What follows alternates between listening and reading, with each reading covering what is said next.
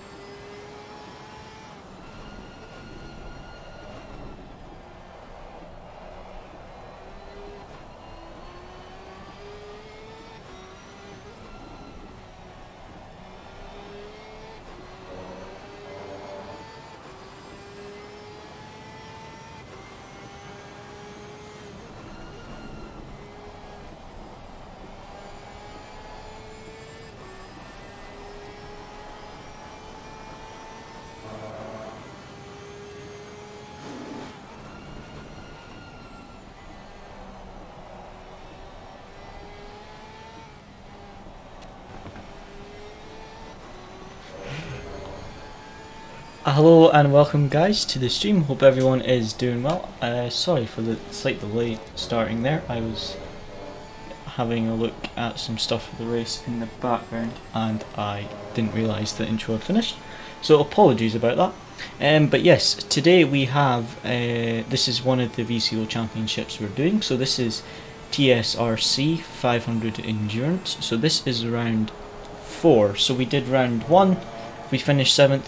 We started 7th, got hit down to last, finished 7th, recovered. Second race we got 7th, can't really remember what happened in the second race.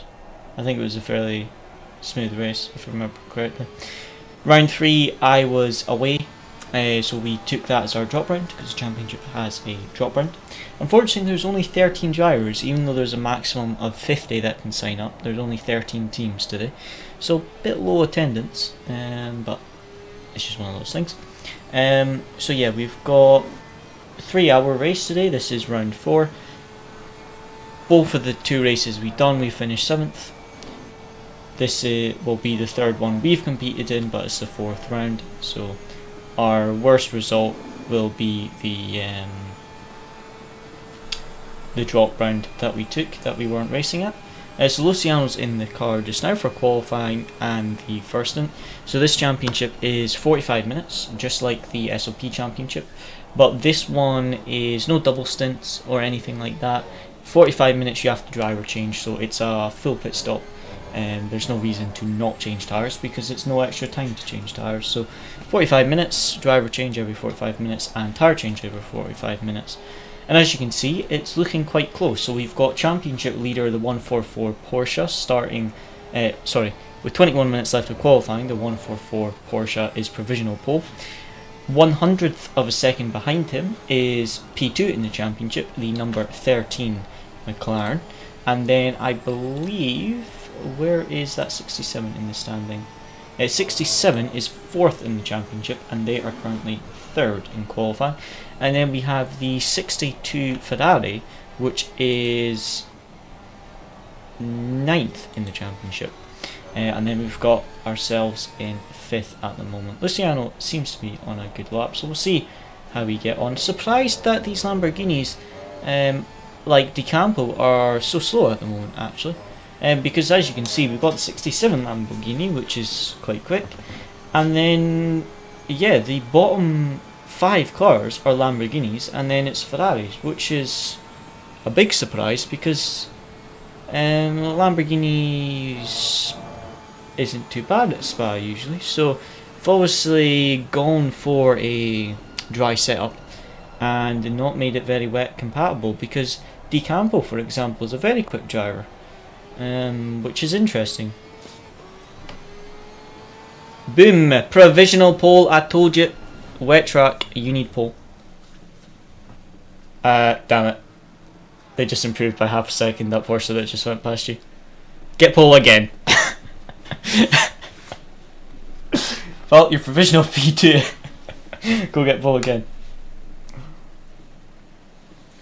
That was quite funny.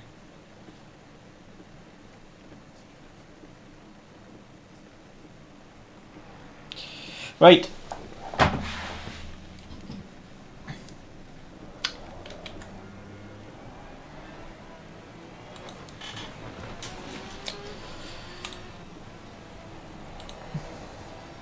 Car feel good in the wet though. Excellent. Because obviously you've got the Porsche that's behind you just now on provisional pole, they're championship leaders, and then the car in 3rd is P2 in the championship. So yeah, it looks like for some reason the Lamborghini guys though have made a terrible wet setup. They should have hired me. And the bottom 5 cars are all Lamborghinis. But on the hot lap leaderboard, Lamborghinis weren't actually that slow. Lamborghini and Ferrari were both quicker than Porsche. Whereas right now, starting from the bottom, it's 5 Lamborghinis and then 4 Ferraris. And then 1 Lamborghini in 4th, 1 McLaren in 3rd, and then 2 Porsches at the top of the field, which is interesting because in the dry, on the hot lap server, the Porsche looked quite slow, like we were going to be slow. But obviously in the wet, it's completely different. and obviously a lot of these Lamborghini teams, like De Campo's a second slower than you right now. So obviously they've not made a very good wet setup at all. I know. We have the Dutch Rainmaster and a good setup. The Dutch Rainmaster, Luciano. And you are 3/10 ahead of Brabham. I'll leave you to focus. So yeah, it is looking pretty good at the moment.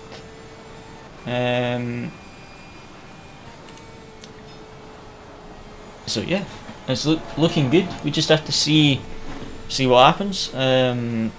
Like I say, it's a very long qualifying session. It's 15-minute session. So, sorry, it's a 30-minute session, whereas usually it's 15 minutes. So it is quite a long qualifying session. So we'll see. Now we've got about 16.5 minutes. See what Luciano can do. And as I said, excuse me, I've got hiccups. I lost my train of thought. As I said earlier, it's 45-minute stints. So Luciano does qualifying, first 45 minutes, and I do 45 minutes. And Luciano does 45 minutes, and then I do the final 45 minutes. So we'll see how it goes.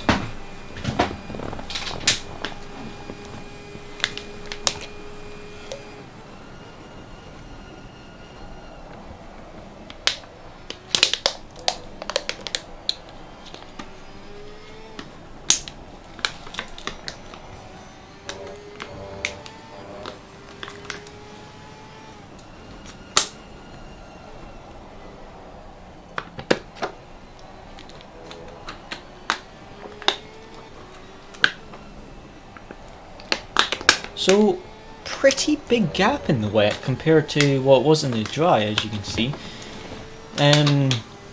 First to 10th, separated by almost 1.9 seconds, is quite a big gap. I mean, yeah, very, very big gaps in the wet. I think the wet makes it... Oops. I think the wet makes it a lot more interesting. As we're seeing with...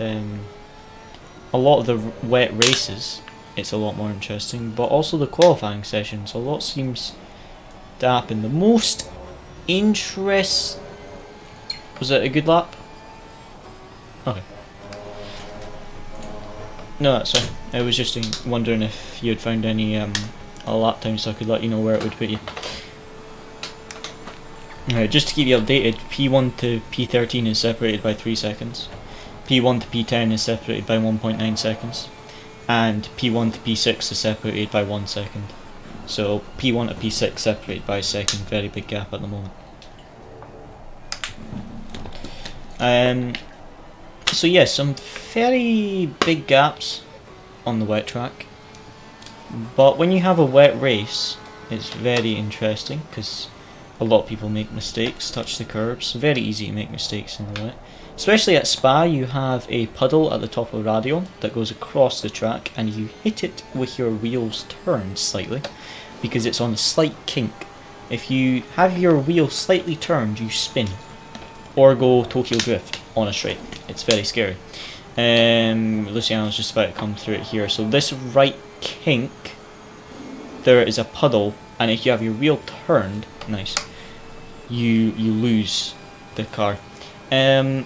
So yeah, but the most interesting qualifying sessions you get, there's two. You either get, it starts dry and then rains on the second lap, so it's a one-shot quali. You run out on a greasy track, you get one lap in before it completely rains, and you stay in the garage for the rest of the qualifying because you can't improve because it gets wetter.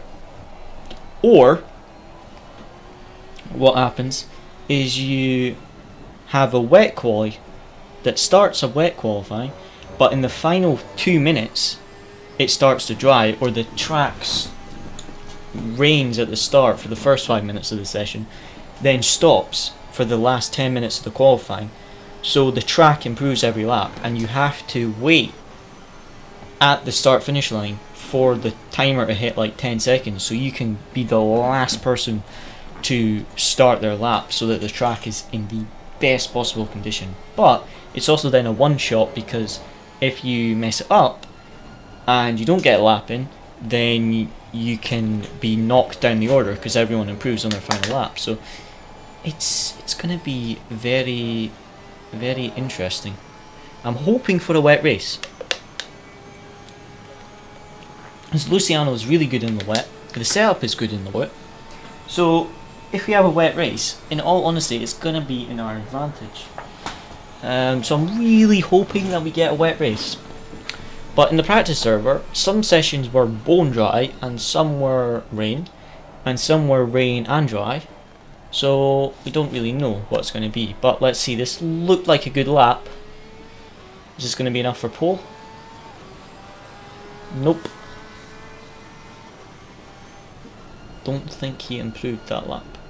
I think he had a good first sector, but I think he maybe lost it through the rest of the lap, which is fine.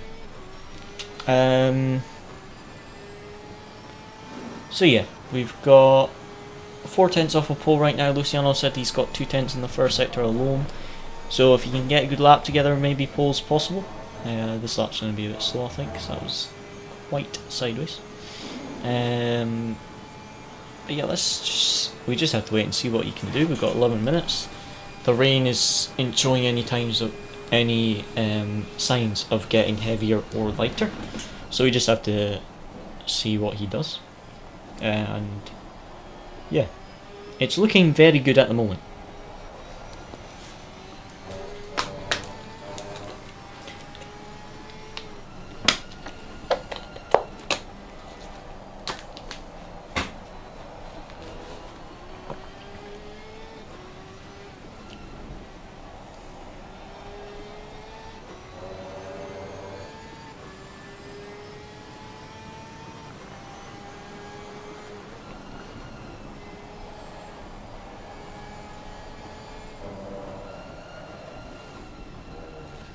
You have 10 minutes left of qualifying. Pace is good.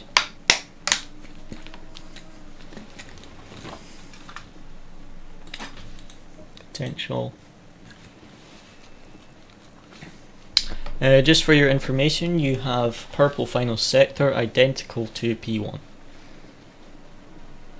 So yeah. If anything, you're losing the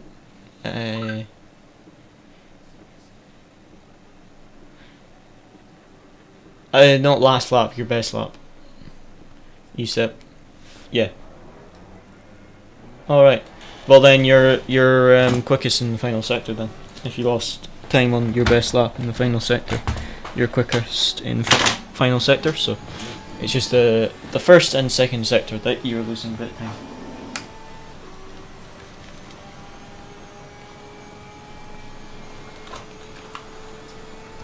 I don't know, because I'm not driver, it doesn't let me press on you and show me all your laps, so I can't see what your best sector 1 was. But in sector 1 you lose about 3 tenths to the other Porsche, and you lose 4 tenths to the McLaren. But in sector 1 you only lose 2 tenths to the Porsche and 3 tenths to the McLaren. But both you and the Porsche have the identical final sector, which is a tenth of a second quicker than the McLaren. So sector 1 seems to be where you lose the most in comparison to the amount of corners, if that makes sense. Yeah, well, he's just about to start a lap, so I'll let you know what gear he uses. For a Rouge or Radeon? Okay.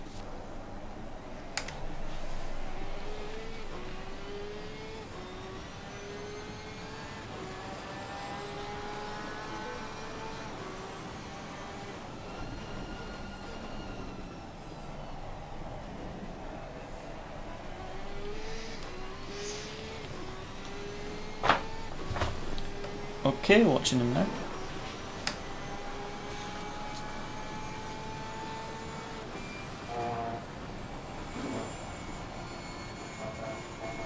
No idea how, but he takes it in 6th gear.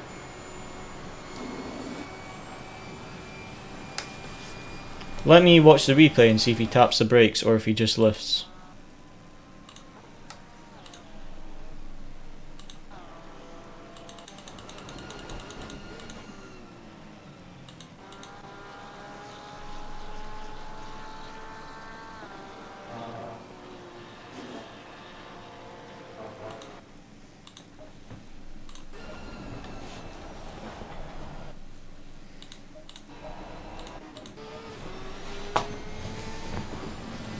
Try 6th gear with the tap of the brakes on the entry, like a quarter tap.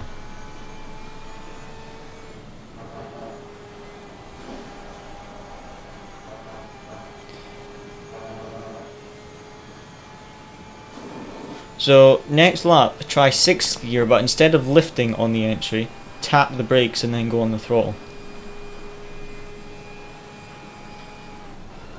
Maybe it's turn 1 then that you're not getting a good enough exit if your RPM's too low. Or maybe that's the point, maybe the RPM isn't high enough for 6th gear, so he goes into 6th gear to reduce the wheel spin. So he just needs to tap the brake and then on throttle. But yeah, definitely 4th is the wrong gear, but try 5th or 6th.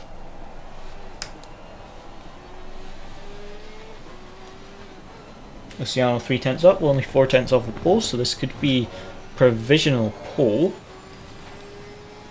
Let's see this now. Let's see if this is going to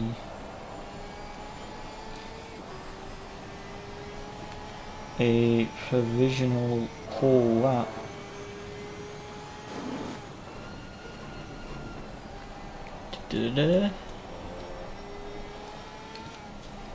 See what we can do here.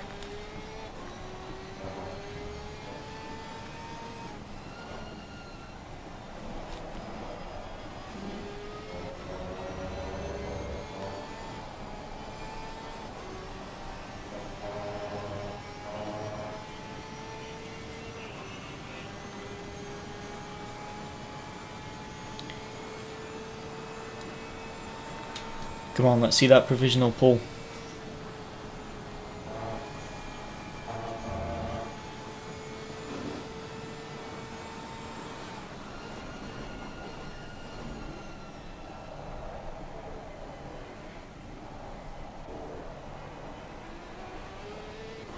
Come on. Nice. 10th and a half off pole.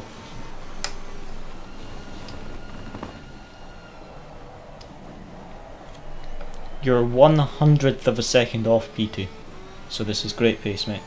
You've got 5 minutes, so it's up to you if you stay out on this stint or if you return for new tyres.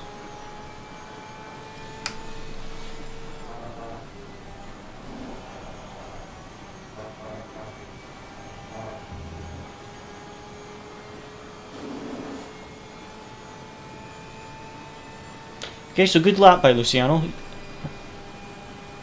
Well, it's up to you if you stay out or not. I don't know if you have enough fuel to go for the... Do you have enough? Okay. You are 4 tenths ahead of P4, so you've pretty much secured P3, and it's now to try and get second or first. You're a 10th and a half off. Well, just under a 10th and a half. You're 135 off. But 100th off of P2. So if you get a clean lap, you'll get P2. And if you find 10th and a half, P1. So yeah, see what you can do. Definitely try see what you can do in a rouge. I'll just look now because you improved that your last lap, didn't you? So that last lap you were almost identical in the first sector to the fastest Porsche. So your 3 best sectors, you're on par for the quickest final sector. You're a 10th off the McLaren in the first sector, but compared to the other Porsche, you're 300ths off, so pretty much identical. So compared to the fastest Porsche, you're losing 2 tenths in the middle sector, but the other 2 sectors you're matching him, and that's your 3 best sectors. So if you can get your sector 1 and sector 3, how you've been doing them, and just find a tiny bit of time in the middle sector, then pole. So yeah, I'll leave you to focus.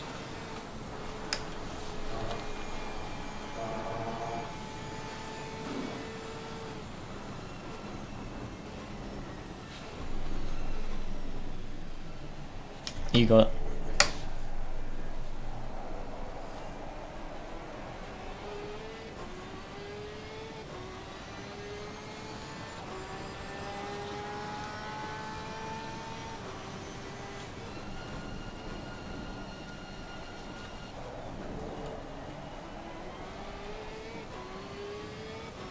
That looked like he started to disconnect there. That's the second time that's happened to me. I really hope I'm not having a connection issue today.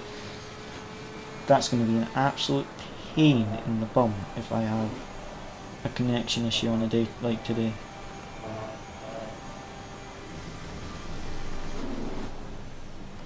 You invalidated, did you say? Yeah, I'm getting worried about my internet connection because on turn 1 you went through the wall. You went under the track, and then at the top of Radion you went through the wall, so I'm kind of getting worried about my connection right now. But my ping is fine, so I don't know. But I'm slightly concerned. But don't worry about that last lap, because that was a really good quality, mate. So we'll see. Like 62's just behind you, he's going for his final lap, but top 4 I think is pretty much guaranteed unless someone puts an absolute insane improvement. But really your only real threat is 4th, who's on their final lap, if they get a really good lap. But yeah, that was a good quality, mate, really well done. So yeah, see what you can do in the first stint, because you're very, very close to P1, so yeah, well done. Are you eating Domino's right now? You are. I can hear you eating Domino's. You're a very bad liar.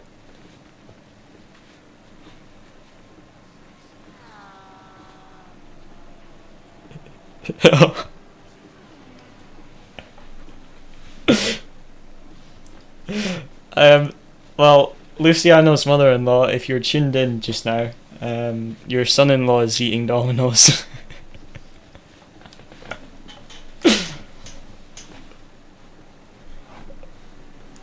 Right, 67's crossing the line, and 62's coming into the final sector. 67 starting his final lap, but no improvement that lap. I'm waiting on 62, because he's our only real threat for position right now. 13 is on their final lap, so we'll wait and see if they improve.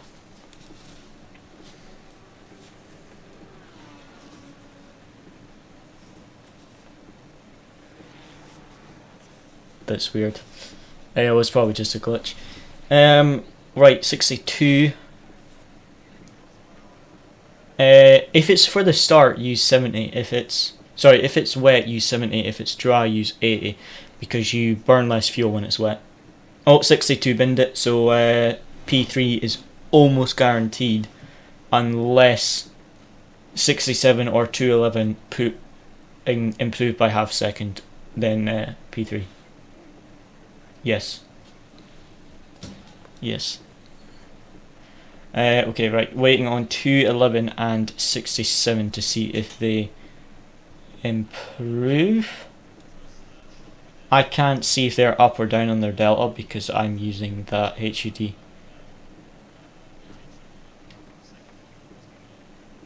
You can. Yeah. You just press drive on yourself, and then you hold shift and press the arrows right or left, and it tells you if they're up. Right, 211, if he's half a second up, Decampo. Nope.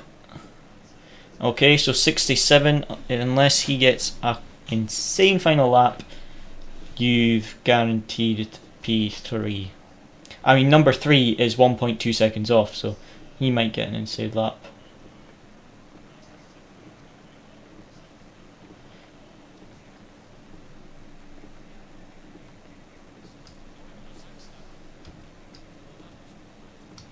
Okay, so no one improved. You've got 67 and 3 coming now. It does not look like they'll improve. It looks like P3, so great job, Luciano. Let's see.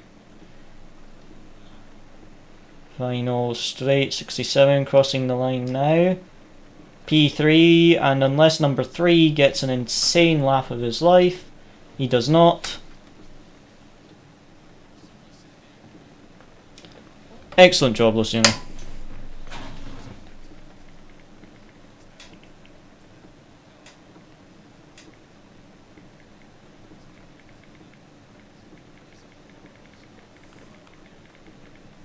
Yep, sorry I didn't have push to talk on.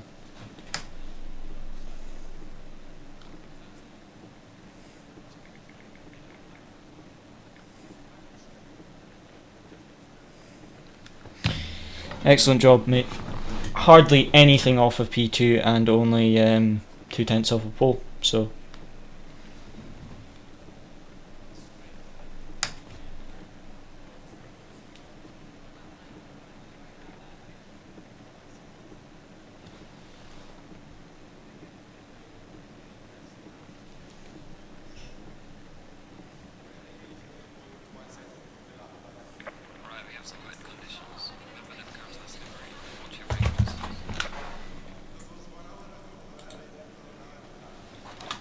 Yeah, go 70 litres, full wet at the moment, so let me just get you the tyre pressures.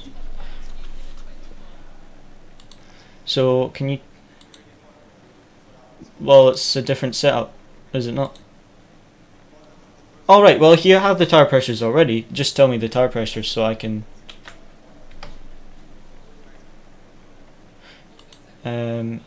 What's the current track temp? 21. Okay. Right. What pressures have you got? 27.2 left front. Well, I have 27.7, but you said in the practice server to put them down by 0.5. So by putting them 0.5 down, it's 27.2 on the fronts and 26.8 on the rears, which sounds a bit low. Okay, so it's just the fronts that are a bit different to what you had, which are 27.2 on the fronts. Yeah, so 27.2 on the fronts, 27.3 on the rears, and then if you can let me know the... Sorry, yeah, 26.8 on the rears. Yeah, because that's my calculation minus 0.5, which is what you said in the practice server. So 27.2 on the fronts, 26.8 on the rears, and then tell me the fuel calculation after a couple laps. But start with... Yeah. Yeah.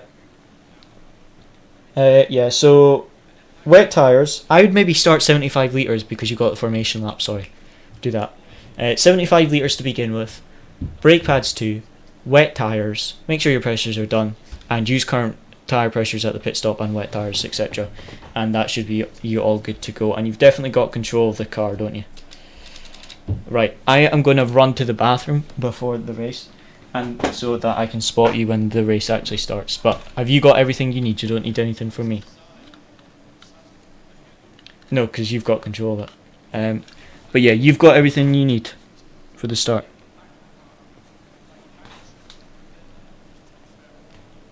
You don't have to remind me that you've got Domino's and I don't. Yeah, could you just order some from the Netherlands and just use Uber Eats and get them delivered here? I do, so you can phone in and order Domino's for me. Technically, I should order you Domino's because you got a good quality. To be fair. Yes. 1 second, guys.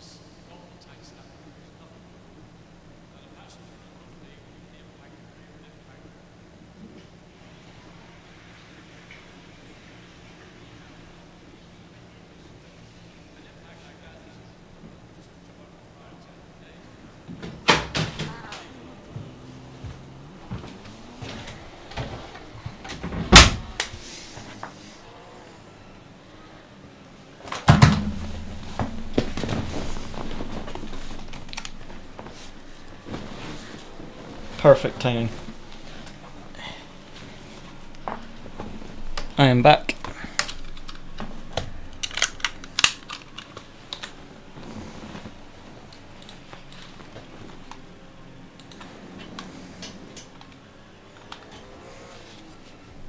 Yeah.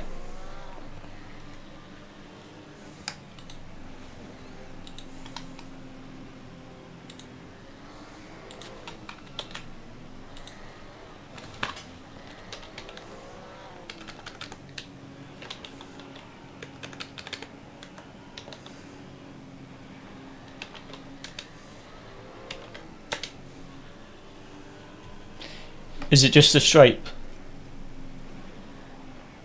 Yeah, basically like you see the basic colors but you don't see the logos.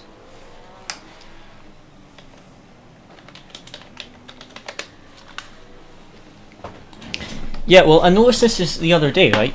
See if a custom livery has in-game colors, you seem to be able to see the in-game colors but not the custom parts, so not the logos. Whereas other cars, like the lead Porsche, is completely black. Whereas like the car behind you has a custom livery, but you can see part of it, the basic colours, but you can't see any logos. It's weird. So yeah, anyway, see how you get on, and I will just spot you for the start. You will never... No, douche.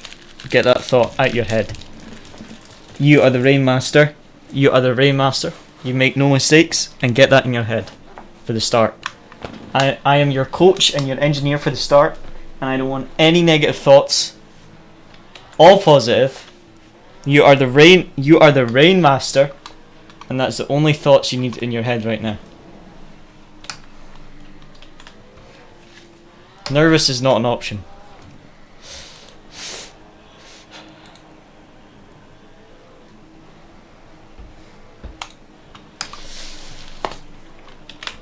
I'm going to turn push to talk so I can shout when someone's about to spin easier. If there's someone spinning in front of you, it's easier. Okay.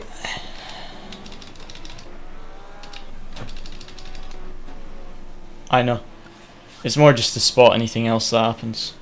But yeah, it is quite nice only having two cars in front that you can actually see everything that's happening.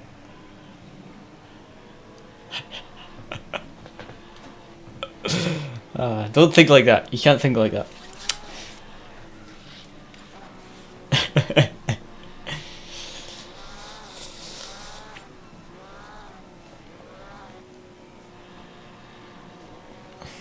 Yeah, you just have to be careful in the wet to brake a bit earlier. And the worst thing in the wet for the pit at Spa is the exit. Actually, it's very sketchy in the wet in a race.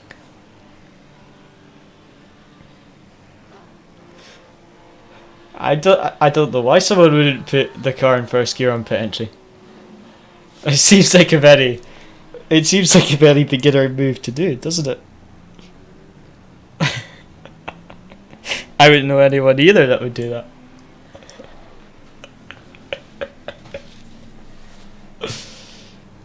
Yes.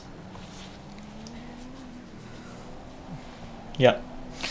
So yeah, just the biggest thing to watch is at the top of Radion you've got that puddle that goes across the track and you might be on the right hand side. And that's where the worst aquaplaning is, so you just have to watch that. Apart from that, just win them, mate. Just win. It's my only instruction for you. Just win.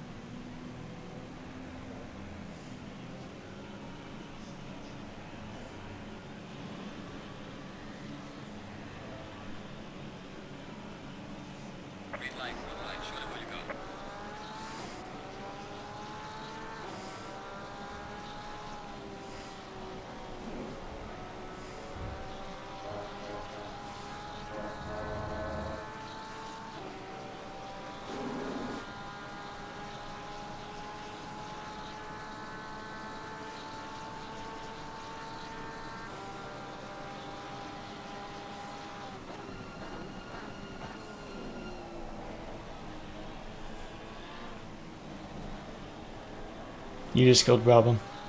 Good start though. Watch out, Porsche's getting tagged by the McLaren, so watch out for any spins. Good start. I don't think it was penalty worthy. It was wet tyres first lap, hardest braking point on the track. You had a bit of understeer, slight bump wide. They've lost the position, shouldn't be penalty. Yep, I'll leave you to focus.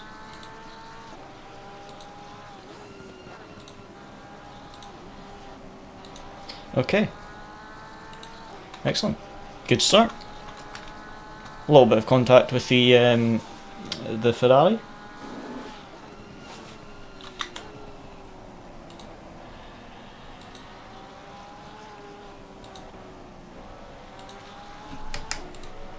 Right. Can you hear me?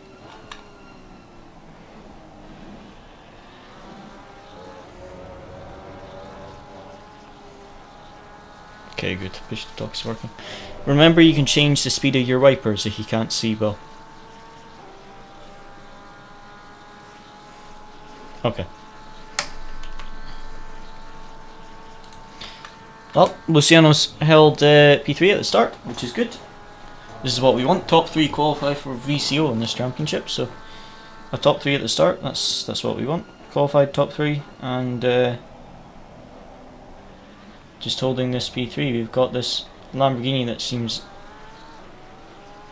like he wants to get past quite quickly. So, we'll just see how this goes. First lap complete. Actually, surprised in such wet conditions that there wasn't any crashes on that one. I did expect a small pile up, but everyone seems to have behaved themselves so far. So, this is good.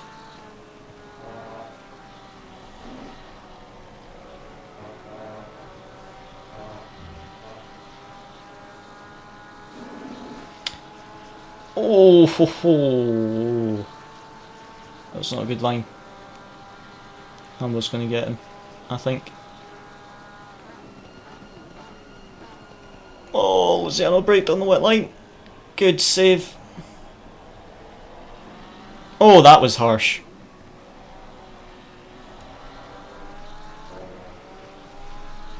That bump wasn't really necessary at all.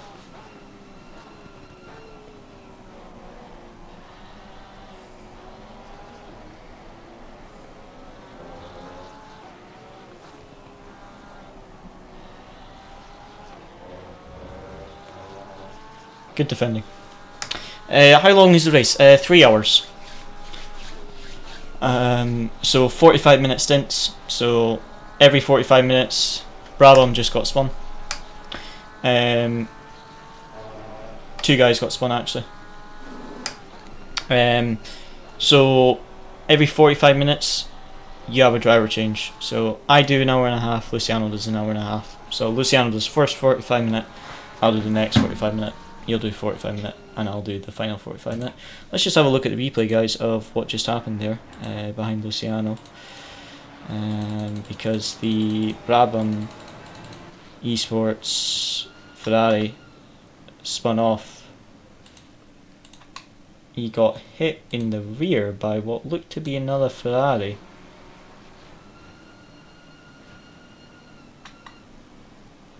Oh.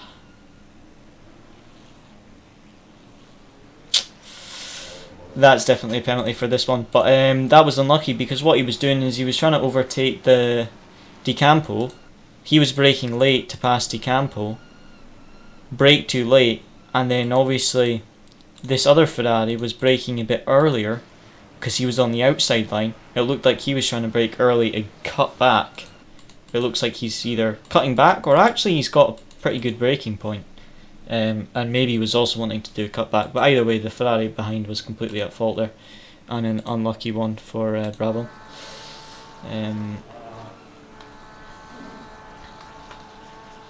But yeah, what I do want to see is how the lead Porsche is taking a Rouge, because Luciano seems to lose time in a Rouge every single lap, and that could very well just be how I've built the setup, because it's a dry and wet setup. It's not a full wet setup or a full dry setup. I try to make it balanced, and to do that I did have to make it a bit worse in the wet to make it a bit better in the dry, but it looks like it's going to be a full wet race, which is kind of annoying. Had I thought about it, I should have softened the car just at the race start when I saw that it was going to be wet quite a bit. Anyway, let's just see going up Radeon what he does. So it's a brake and half lift in 5th gear. So I'll just pass that on to Luciano so he knows. And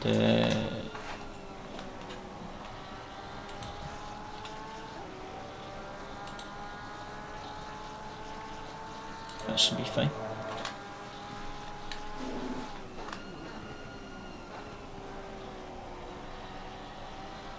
So yeah, 3-hour race today. First 7 minutes, everyone seems to be behaving themselves fairly well for a wet race, except that Ferrari taking out the other Ferrari. But the 67 Lamborghini is definitely quick at the moment. Just for your information, Luciano, the lead Porsche takes Illusion Radeon in 5th gear with a brake just before he starts going up the hill. So he half brakes, half throttle, and yeah, just controls the speed. But 5th gear.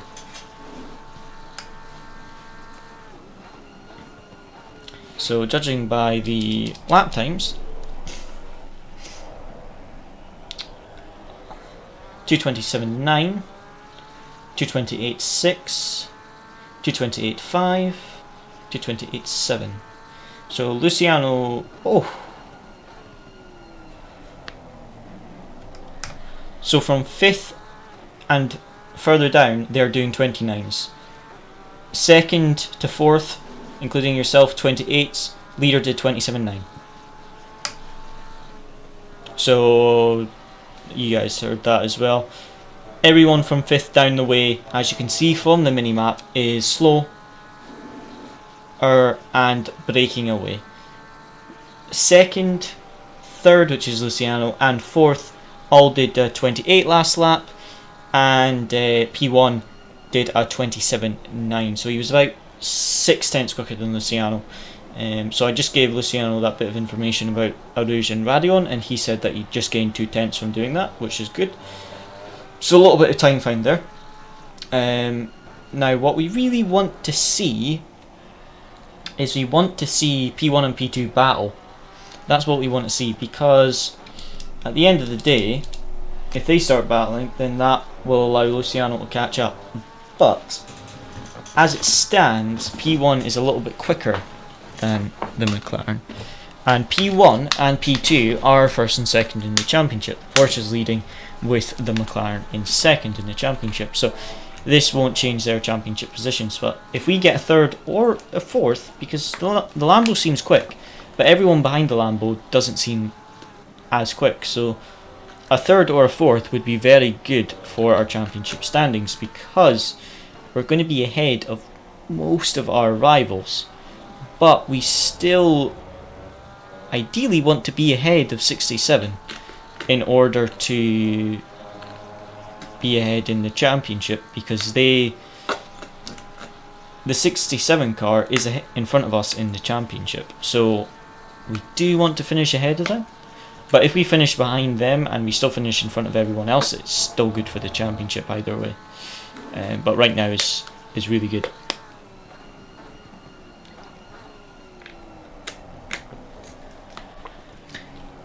Last lap, 28.1, 28.5, 28.7, 28.3.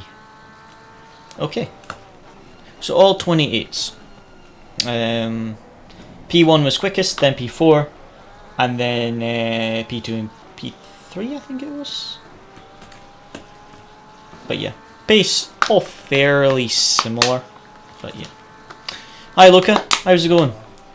Why aren't you guys racing today? I thought you guys were still in the championship.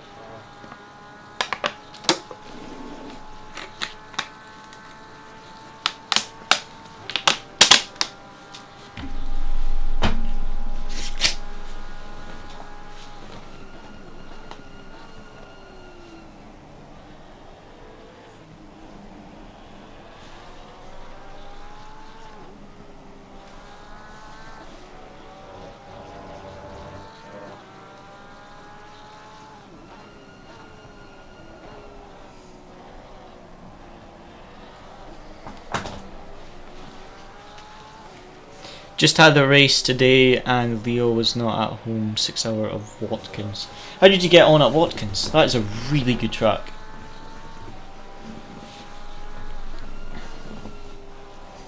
It's such a fun track, Watkins. Very easy to make mistakes, but every corner requires like full commitment. So it's I quite enjoy Watkins. B3, oh awesome.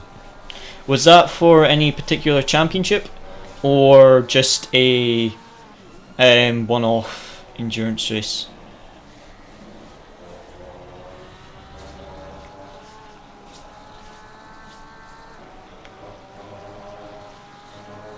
When Luciano goes on the curb, it makes me scared. Whenever I see the car drifting onto the curb, I just worry it's just going to snap. Not because Luciano is driving it wrong, it's just because with this, with the wet conditions, you'll sometimes touch a curb one lap and it will be fine, and then the next lap it will spin you randomly. No, just for fun. Oh, nice. Well, just having a look right now, 67 is P4 in the championship, and 121 is currently P8, but he is P3 in the championship.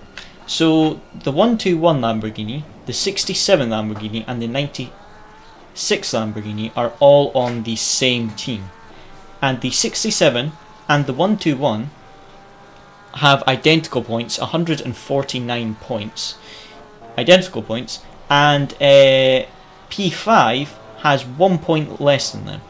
So the 96 Lamborghini finished 15th in the first round and then got 2 P3s in a row. The 67 Lamborghini, which is behind us, got a 4th, a 6th and a 2nd, and the 121 Lamborghini, which is currently P8, they got a 6th, a 16th and a 1st. And obviously, as I said, you've got P1 and P2 in the race, or P1 and P2 in the championship. But right now we are 27 points off the 67 Lamborghini. So let me just have a look at how the points are scored. So we will get, for a P3 we get 74 points, which is only 4 points. If it finished right now, we would only gain 4 points on the 67 car, but we would gain 10 points on a P6, and we would gain 16 points on the P8 car. So yeah, this championship will kind of be defined by the final round, really, which is in 2 weeks' time at Silverstone is the finale. I do quite like Silverstone. So yeah, this could be very interesting. Championship wise, like I say, top 3 in this championship qualify for VCO in the GT3 class. 4th to 6th qualify for VCO in the GT4 class, and 7th in the championship qualifies for the shootout for the final GT4 spot. So yeah, pace is really good at the moment. Seems to be definitely catching the McLaren by about half a second he's gained. So pace is good, definitely catching the McLaren. But we did completely died by a Lambo. Lambo just spin in front, or did the Lambo take you out?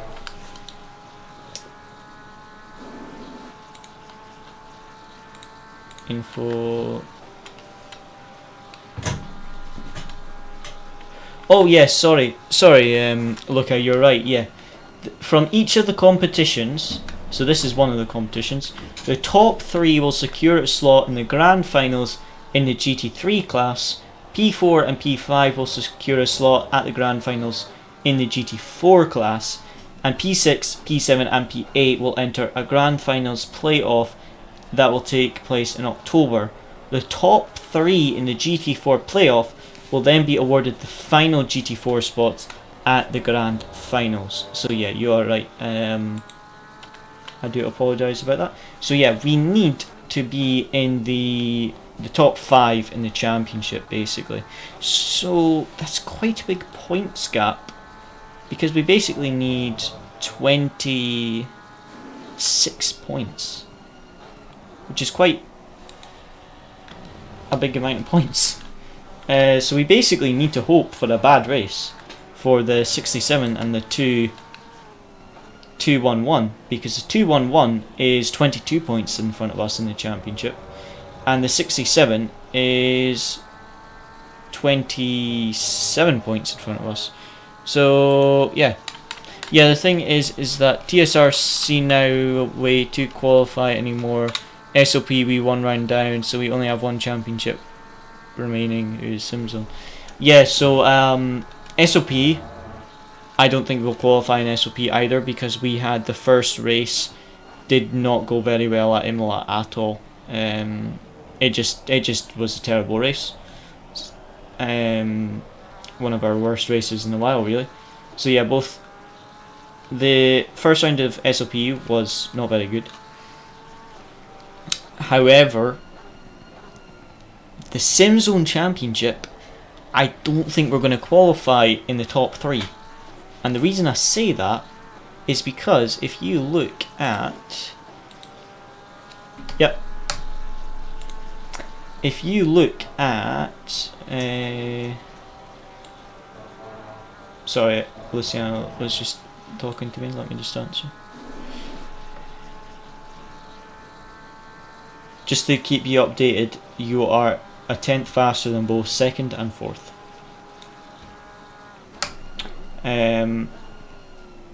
If you look at the Simzone qualifiers for VCO, you have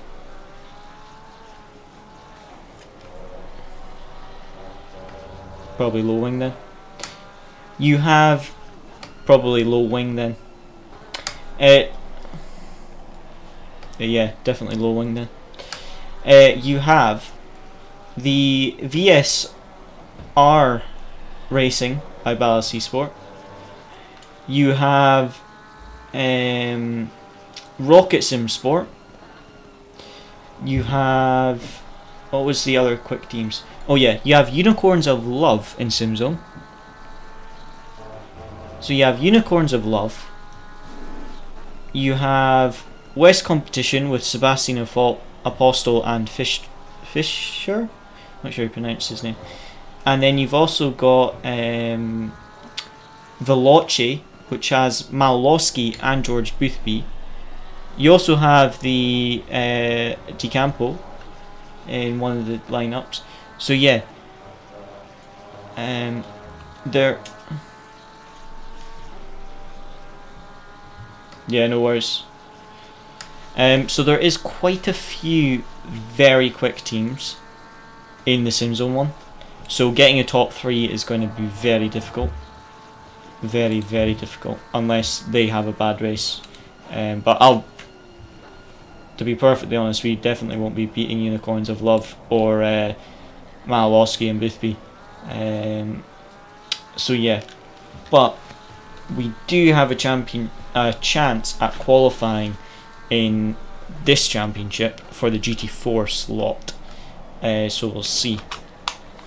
With this position, are you qualified, Lorenzo? No, not at the moment, because let me just check again what the standings were. So there is a drop round in this championship. So as you know, how a drop round works, but we took our drop round as a race I was away.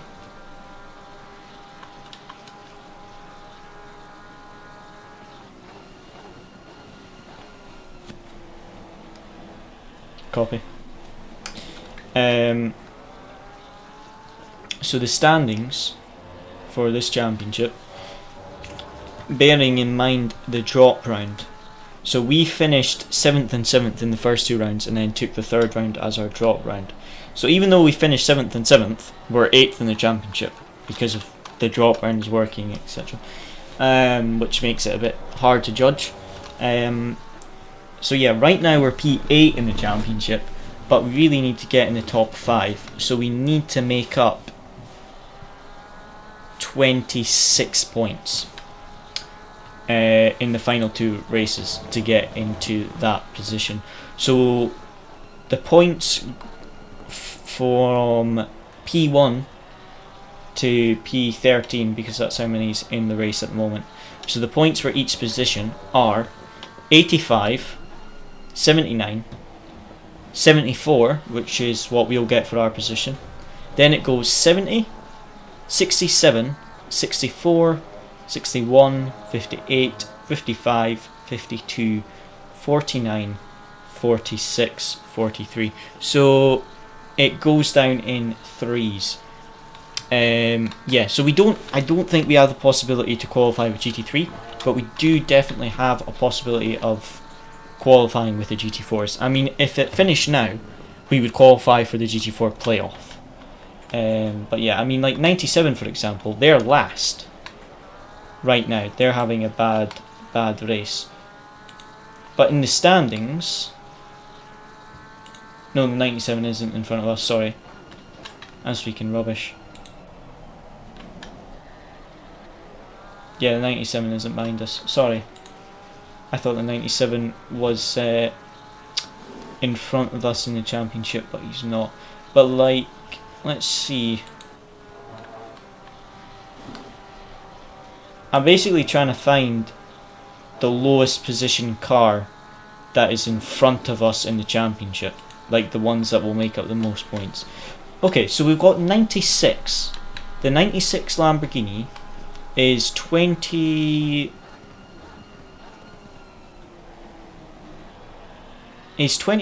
points in front of us, and they are currently in P9. So they're 26 points in front of us, and if we finish how we are now, we will get, how many extra points will we get? 5?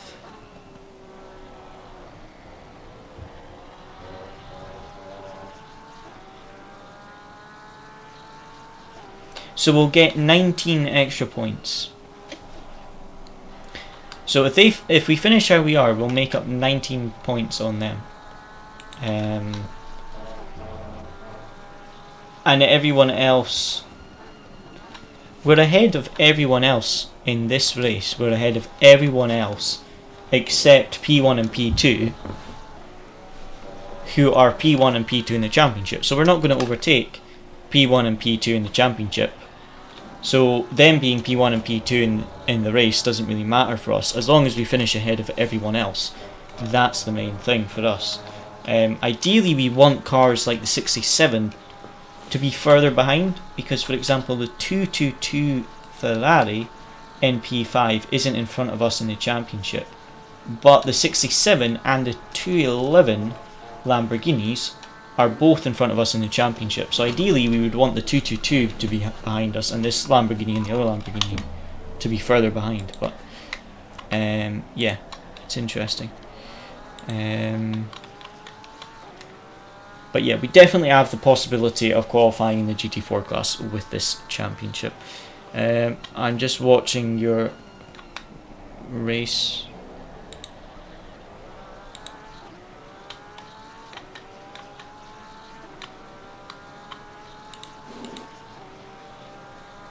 Oh, that's quite a nasty.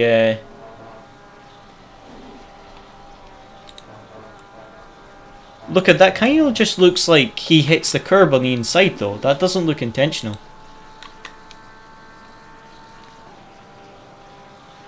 Copy. Because I saw it in copy about the track limit. Actually looking at the replay, look at it, kind of looks like he's just hit the... Excellent. Yeah, he hit the curb on the inside. To be honest, I've done it before. Going up the hill at Watkins Glen, you try and leave too much space to the car on the outside, you clip the curb and you both get taken out. It doesn't look deliberate though, it actually looks like he tried to leave you space and he just was too focused on leaving you space that he's clipped the curb. definitely doesn't look intentional, even though it's very annoying for you, because that definitely hurts the what's the word? That hurts the damage at the pit stop, because that'll be extra damage to repair at the pit stop. 1 minute damage, yeah, that is quite nasty. That's a lot of time lost. But yeah, just a bit unlucky there. Nothing intentional there, but just very unlucky.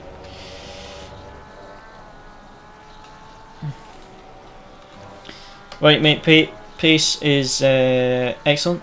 You're pulling miles away from P5 and P6, and P2 and P4 are very similar pace to you, and P1 is quite a bit quicker than you guys, but your pace just now is good. You're staying with the cars around you.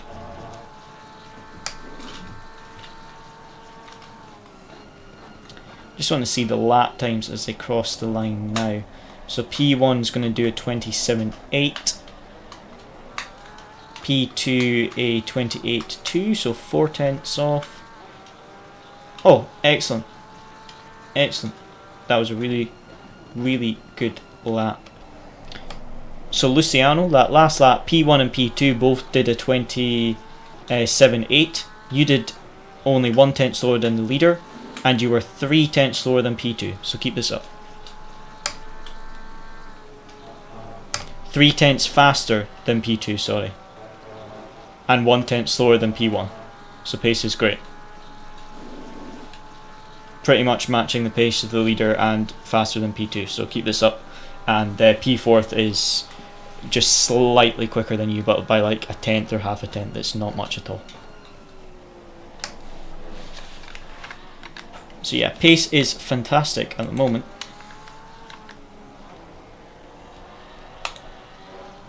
And I've been tagged in the TSRC server.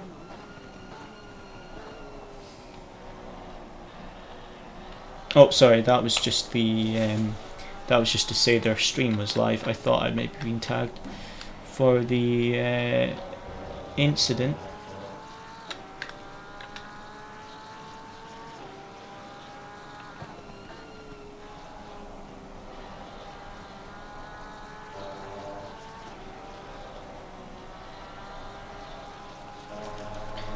Good save.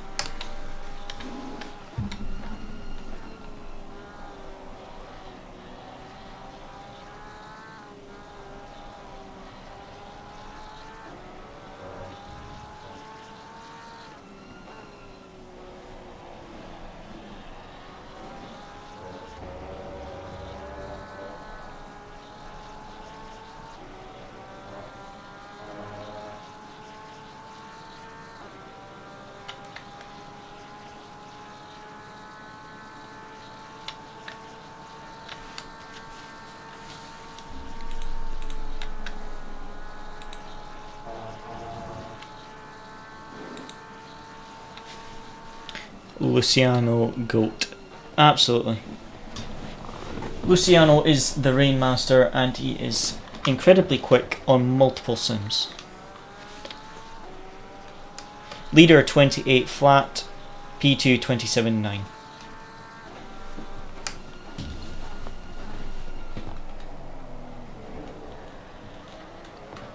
I think the radar is using some substance. Yeah, basically the HUD that I have, the sector times and the radar only work if I'm controlling the car. If I'm spectating someone, the radar and the delta and all that doesn't work. What?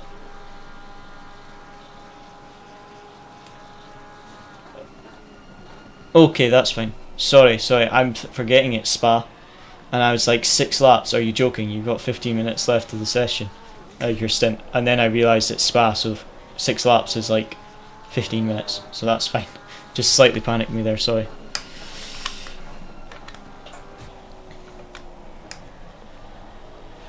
Hello Riddle Time, how's it going, mate?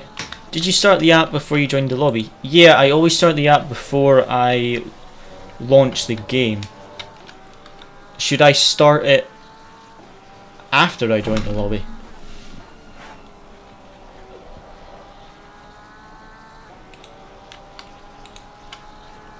because it works absolutely fine for me if I start it before I join the game. The radar works, the sector times work, but it doesn't work if my teammate's driving. So I can't see the delta, I can't see the lap times he's doing, and the radar doesn't really seem to work very well. But if I'm driving, everything works perfectly. So I don't know if it only works when the person that has the HUD is driving the car. I'm not sure.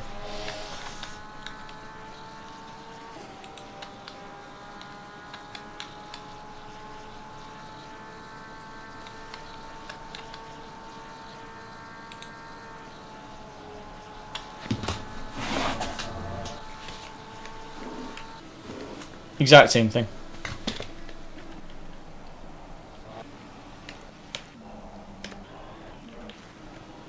The radar works. Sorry, the delta works, but the radar doesn't work, and the sector times doesn't work. But the delta bar works. It shows me if they're up on or down on the delta, but the radar and the sector times don't work. So the delta works for any other car, but it doesn't work for my teammate driving my car, and the sector time doesn't work, and neither does the radar, which is strange because it's weird that the delta bar is working if I spectate other cars, but not when I'm spectating my own car. Yes, sector times won't work as that data isn't available. Okay, that makes sense then. That makes sense. Massive gap to the cars behind, which is fantastic. Sorry, massive yawn there. I'm just going to quickly update the position on the Instagram story before I go in my stint.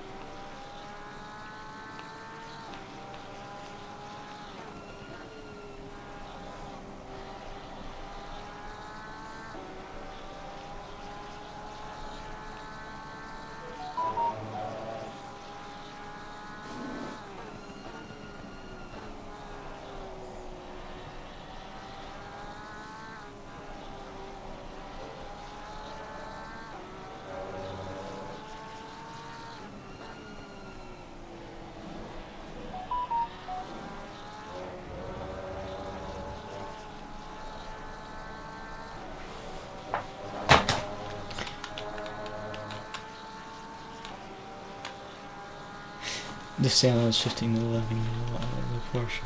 Yeah, in the wet you do drift a lot in this car. I was building the setup, and it's a Go Setups qualifying setup, completely modified to be a race setup that is compatible in the wet and the dry. So it's very modified, but I did it so it was balanced, so it was quick in the dry race, but it was also quick. Sorry? Excellent. So yeah, sorry, I was just speaking to Luciano there. Excellent. So yeah, because if I made it so it was focused on the wet, it was then going to be slightly slower in the dry, but just because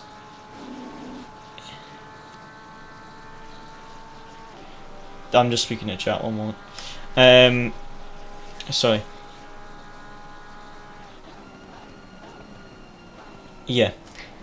The original setup was a hot lap setup by Go Setups, and then I made it compatible as a dry race setup that was quick, and then I made it slightly slower in the dry, but good in the wet, and it was either make it really good in the wet and slower in the dry, or faster in the dry but really bad in the wet. And I was expecting a wet race, so I went more focused on the wet.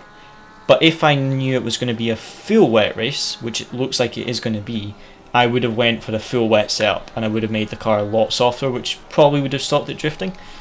But when we were in the practice server, some of the sessions were completely dry, and some of them were completely wet, and some of them started completely wet like this and then went dry. So it was very hard to know what was the best thing to do with the setup. So I basically built it as balanced as I could, so it was good in the wet and good in the dry at the same time. So yeah, let's see what we can do. Yeah, if you want to go up 2 clicks on the front, then that's fine, but wait till you're on a proper straight.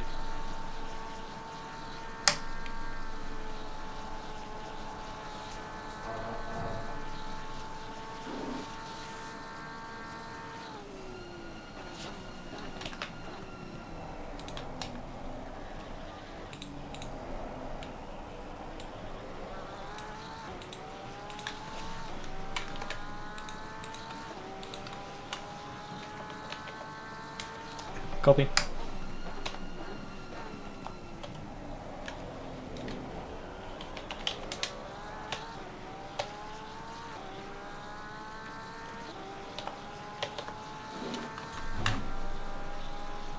Yep.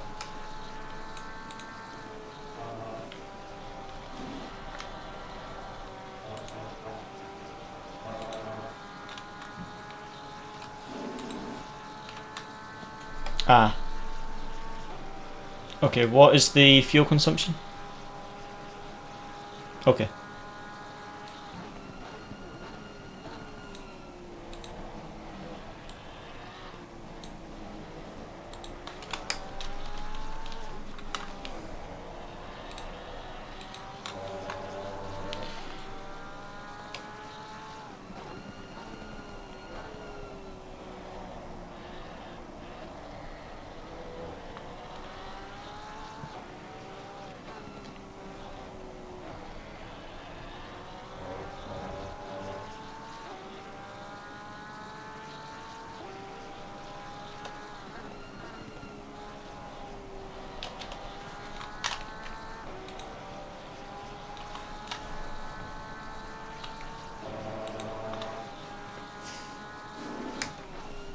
Yeah, well that's the thing. It could have been...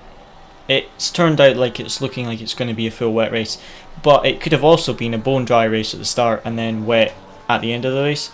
And that seems to be, like, from 5th down the way, they are all seeming to be quite slow on the wet, but in the previous rounds they were quite fast, especially ones like the Campo. I'm quite surprised. So I think they've gone for a dry focus setup, whereas we've gone for a more balanced setup. So we're still slower than the fastest guys in the wet, but we're still faster than the midfield.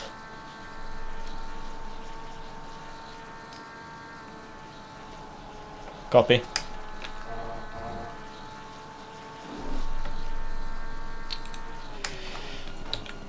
Just speaking with Luciano about tyre pressures and fuel, because I calculated the fuel wrong.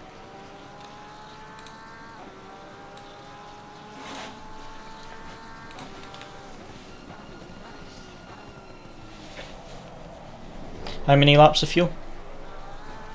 Okay, so is there a synth timer? There isn't, is there? Not a 45-minute stint timer, no. Okay.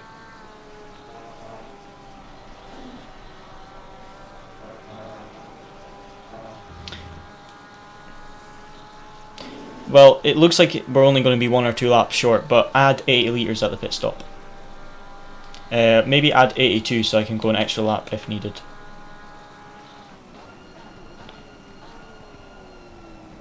That's a good point. Just leave it at 80 and then I can test it. Just means the final stop might be a little bit extra.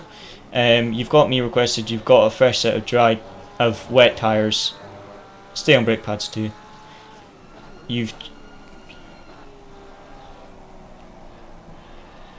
Yep. The wet tyres still. Brake pads are fine. You've got the pressures already. You've got the fuel as it says 81 litres, so just whatever, around 80, just over 80 litres. Yeah, in the white box. And yeah, I'm going to nip to the bathroom before my stint, and then I'm ready to go. Okay, 2 laps of my stint, guys. 1 second.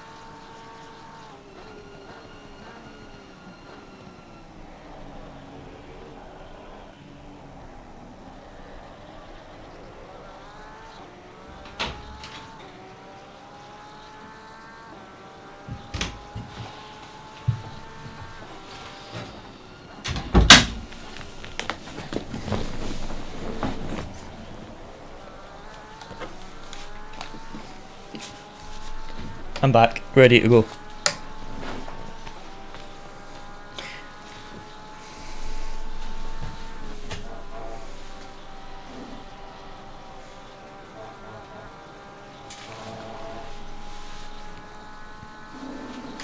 To be honest, we were planning on pitting at the 2 hour 15 mark. So actually the 70 litres, when you remove the formation lap, is actually... yeah, it's actually perfect, but it's like too perfect. So it's like the 2:15 hour on the dot, but it's the 45-minute stint on the dot, but we need an extra lap or two so we can extend it. So yeah, I basically calculated it perfectly, but too perfectly, that we don't have enough fuel to extend our stint slightly. So yeah, 80 litres give us an extra 10 litres, so we can go a bit extra if we need to, because we have to pit every 45 minutes because of 3 mandatory pit stops, but that's not because of a stint timer like SOP, so yeah. Are you in this lap or next? Copy. Okay, as long as you've got more than 2 minutes, I'd say 2 minutes 40 crossing the start line, then you'll be fine. Oh sorry, no stint timer, it's not SOP. As long as you've got enough fuel for like a lap and a half.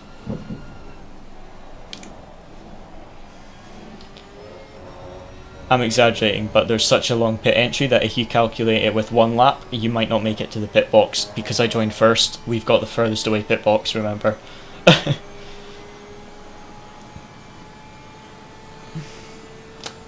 It might not be worth the risk, to be honest. I would probably come in this lap because it's on target for our 45-minute stint. Yeah, by the time you have your pit stop, it's 45 minutes. Because the pit lane's so long. So come in now because it's not worth the risk. So is the leader. Watch that pit entry, remember.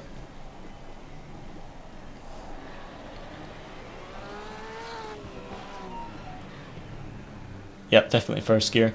And remember, it's the farthest away pit box because I joined first. So it's great for pit exit, but yeah. Right, excellent stint, mate. You gained on P1, I think you gained like 7 tenths on him through the stint, and you held that gap to the Lambo behind you. So I'm going to come out with immediate pressure, so we'll see. Hopefully it's our slower driver in next.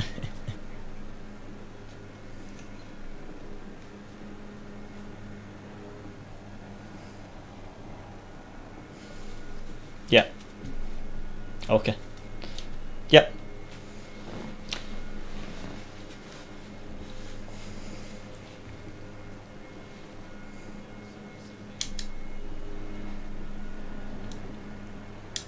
Yeah.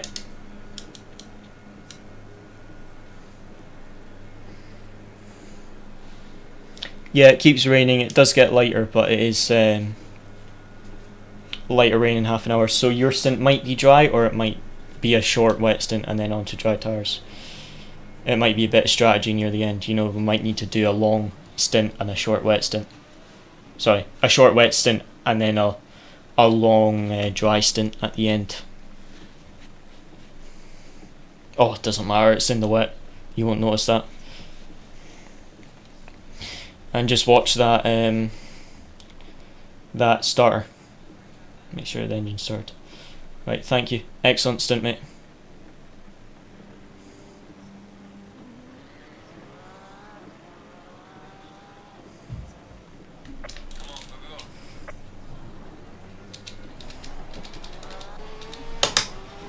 Look at the Lamborghini. Look at the Lamborghini. He's had a terrible pit stop.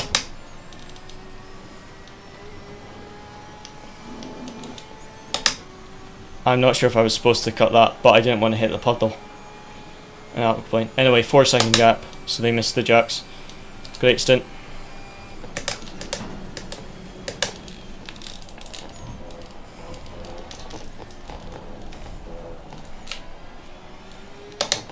Just keep me updated on that McLaren when he comes out the pit lane.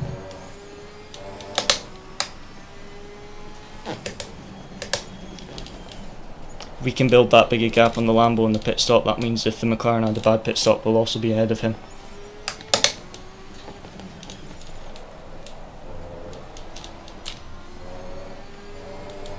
Car feels beautiful.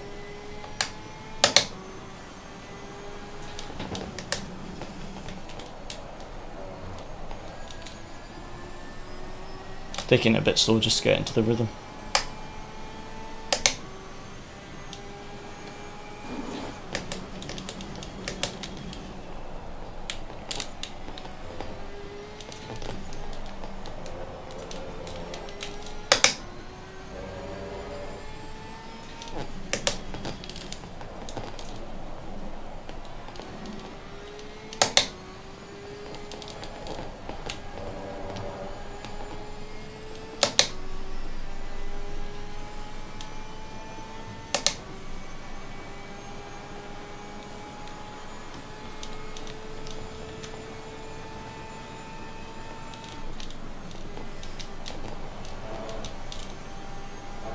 Did you tap the brakes with the left hander or lift? Copy.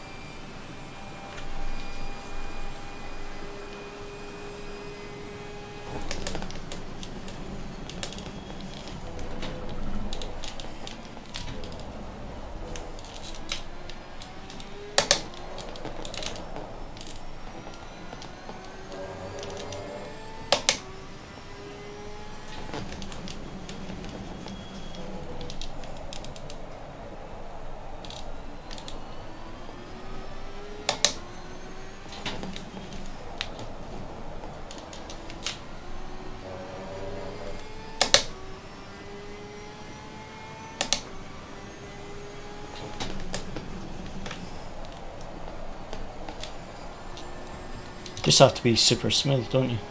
With the trail braking and that.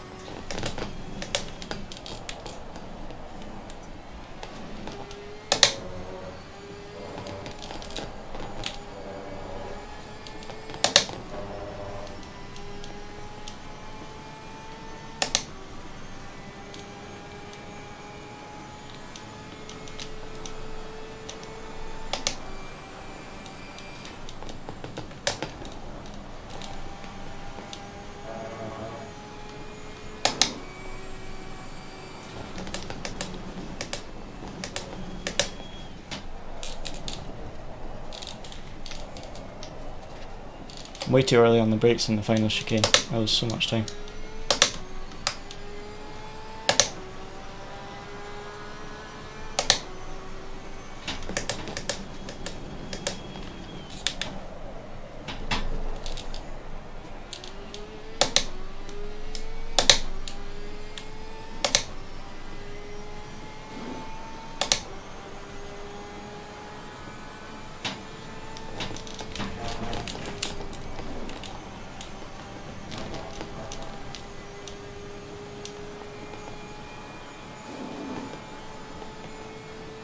Just trying to find the limits of the car as quick as possible without spinning.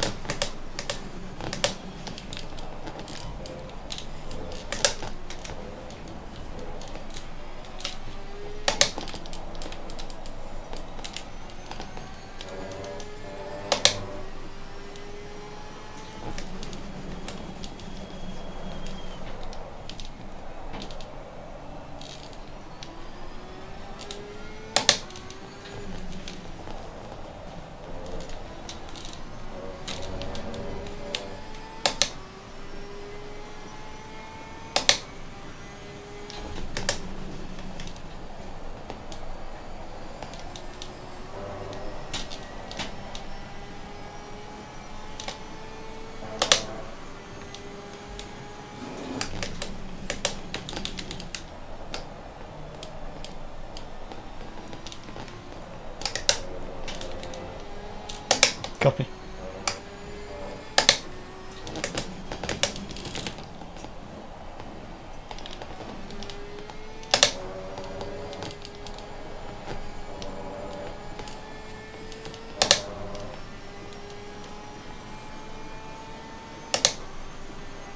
So going through P1, you say in third.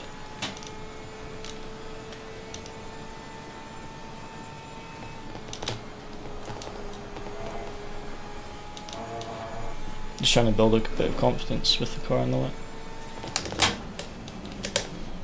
Yeah, it's helpful.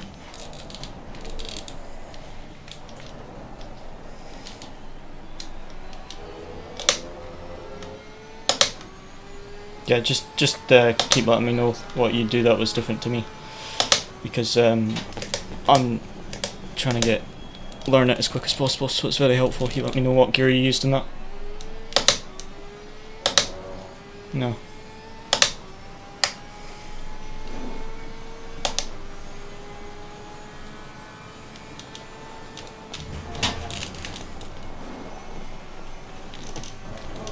Yeah, it's just taking me a minute to build the confidence in the wet, but it feels very good.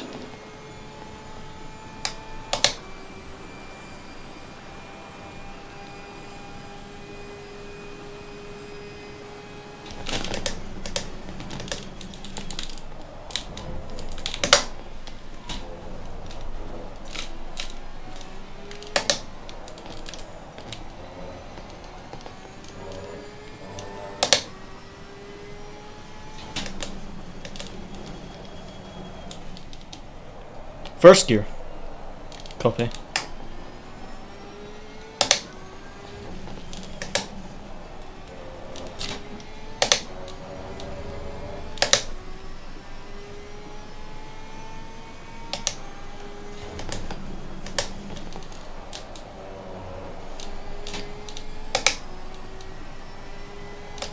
Yep.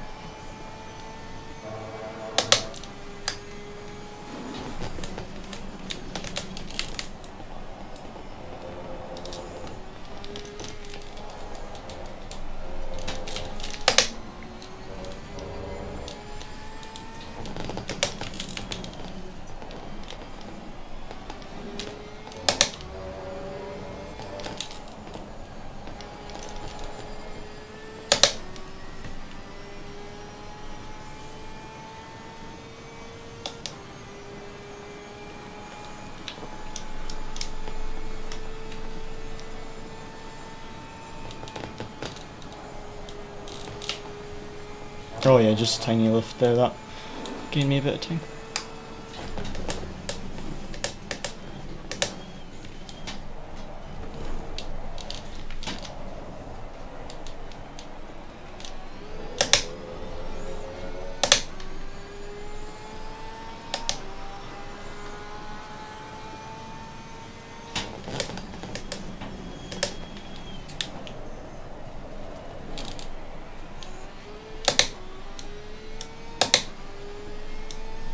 That final chicane is my worst corner, because I'm struggling to find a braking marker.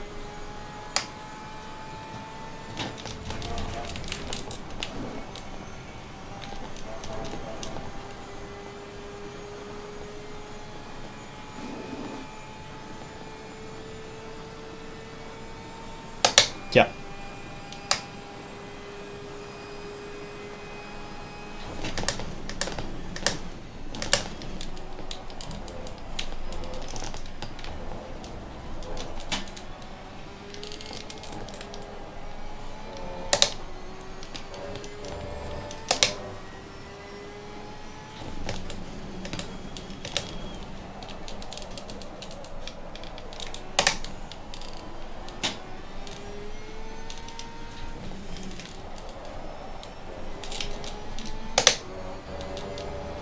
If I can get to the low 28s, that would be good.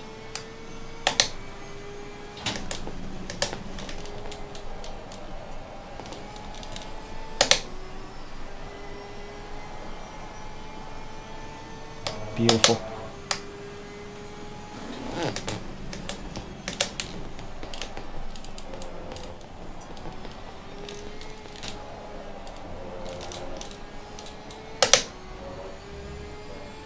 Keep an eye on that McLaren. I think he's going to be ahead, but just keep an eye on him anyway for me, please.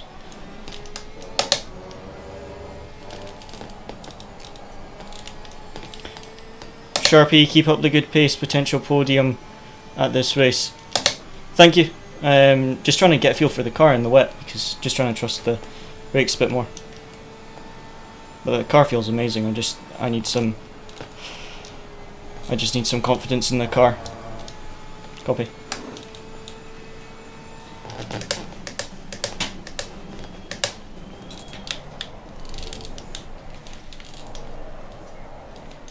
Okay.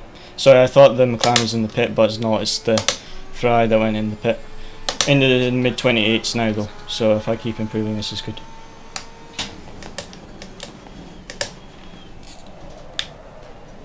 You can almost brake later than you can in the dry. It's weird. You can actually brake later than you do in the dry. All my braking points are wrong.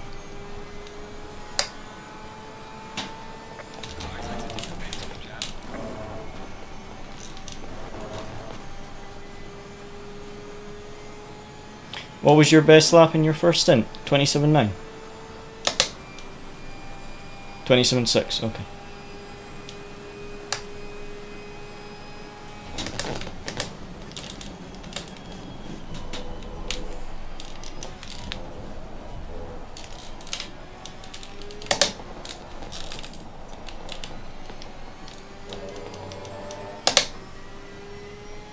$27.7, copy.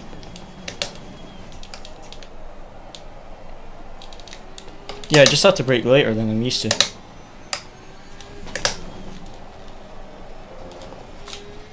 Usually you have to brake earlier in the wet, but not with this.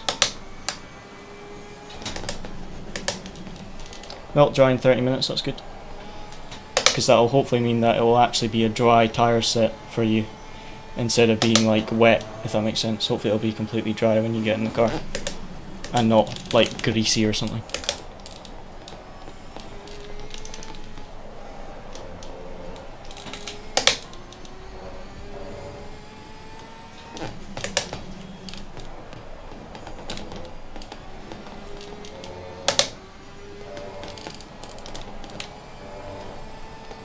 Okay, pulling away from the Lambo now, finally. Sorry it took me so long to get into the rhythm, but finally in the rhythm now, I think. Yeah, just took me 15 minutes to get here, but I'm in the rhythm now.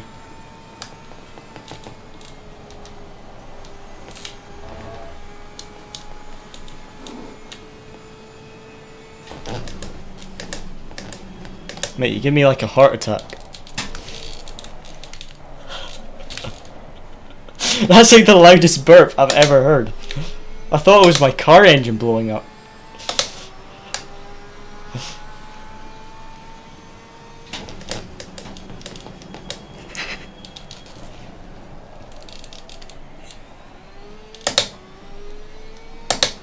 That was weird. I braked too late into turn 1, but I haven't lost any time.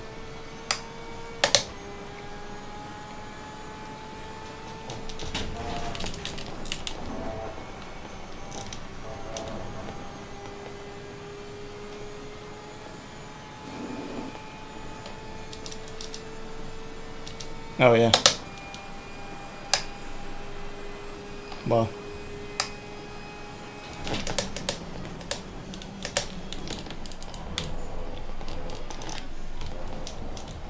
So yeah, the McLaren beat us at the pit stops. They've gained 10 seconds on us. Well, me. Because I took too long to get settled into the car.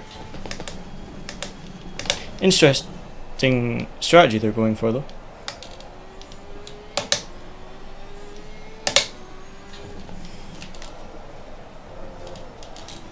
Might mess them up if it's dry for the final hour and a half, because they're going to have to do kind of awkward stints, if that makes sense, because this wet stint is going to be shorter for them, so they're going to have to do a longer stint at the end.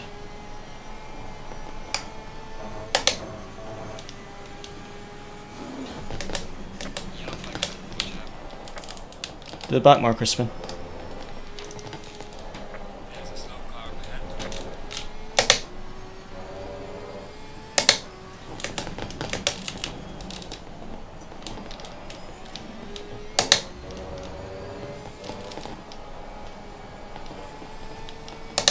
So much aquaplaning going into that right-hander.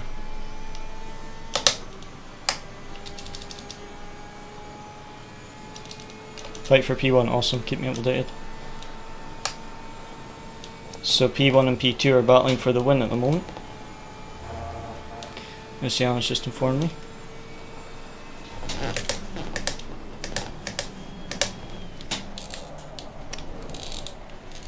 I need to trust my brakes more into that final chicane and brake later. That's where I lose the most time, is that final chicane.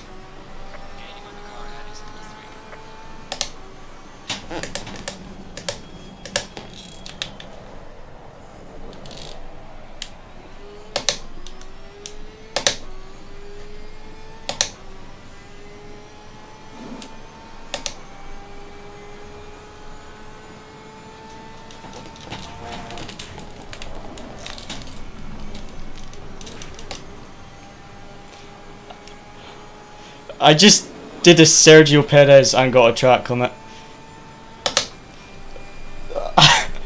I thought you were looking at the leaders. I was just about to say you might want to look at the replay when you're not holding your Coca-Cola in your hand.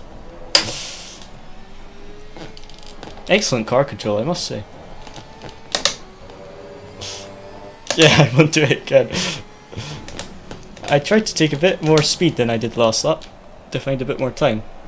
And I did find time in turn 1, but I actually found time there as well. With my innovative driving line. Found a little bit of time there.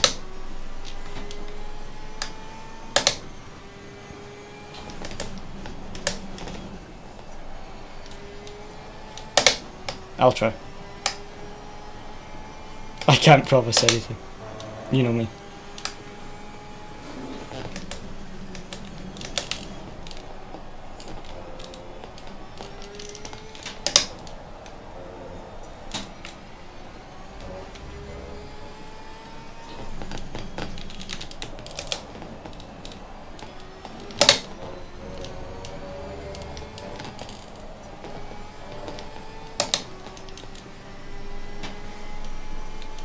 Yeah.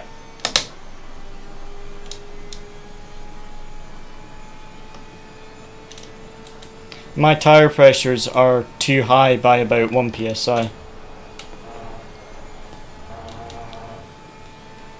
Yeah, the left hand side is 1 psi too high.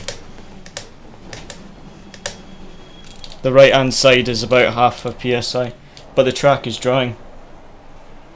It's going light rain in 10 minutes. Oh, look at that! I finally got the final chicane right and gained 4/10.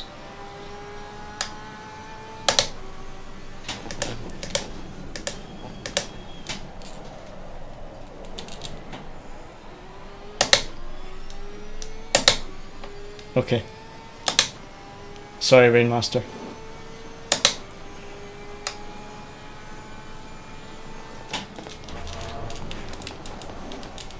That's the guy I was saying I saw in the Hot Lap server the other day. No, I just saw him in the Hot Lap server and he looked quick. Not super quick, but like 3/10 quicker than me. Ah, okay.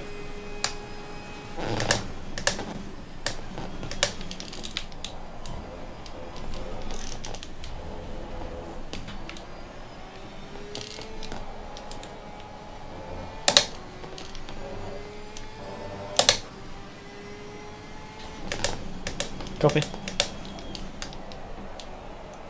So I actually went faster than the leader last lap, but he's probably battling. So the Porsche is faster than the McLaren, basically.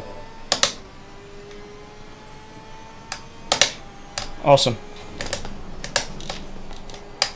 So guys, for those watching on the stream that can't hear Luciano, he just said that we went 3/10 faster than P1 and P2 last lap. Obviously they are within 6/10, so they might be battling a little bit, but still we did go 3/10 faster than the last lap, so the pace is good if we can just try and keep this pace up and not make any mistakes.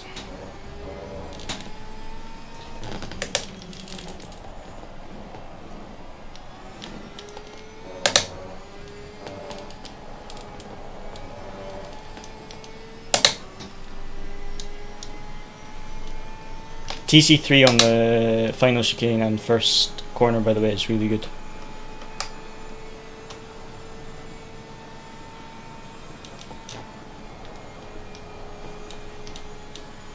Okay guys, so Luciano just said that the McLaren outbraked himself, so the Porsche is now leading. Yeah.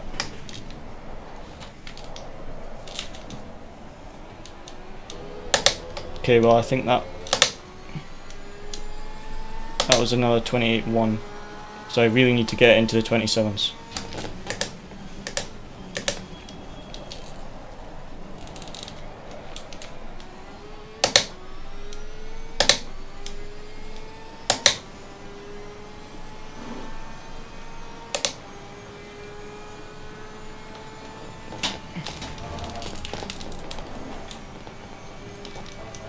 Oh, beautiful.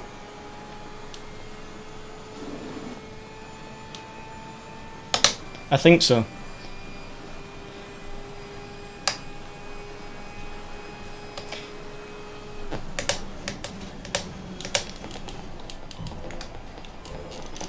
Bro, I just found 310s.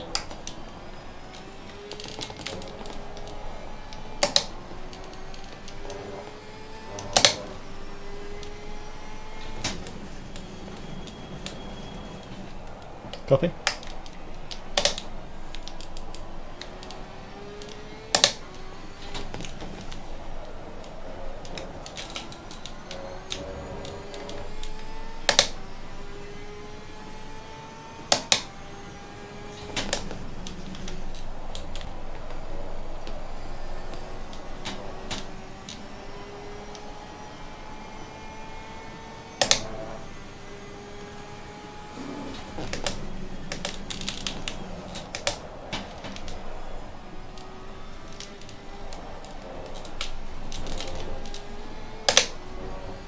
Oops. I messed up there. I lost 2 tenths.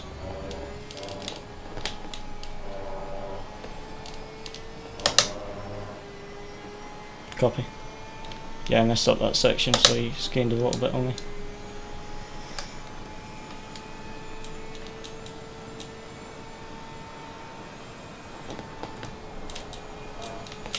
Well, that was a lot faster. That I've got a lot more confidence through that left-hander.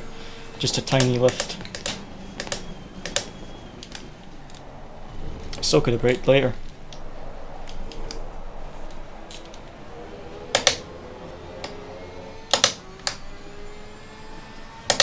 Yes, master.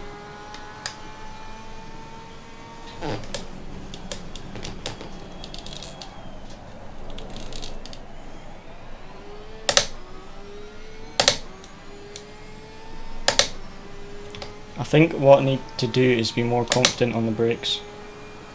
Brake later. That's where I lose the time. That might be a track limit. Nope, just gained 2 tenths. Nice. That was like...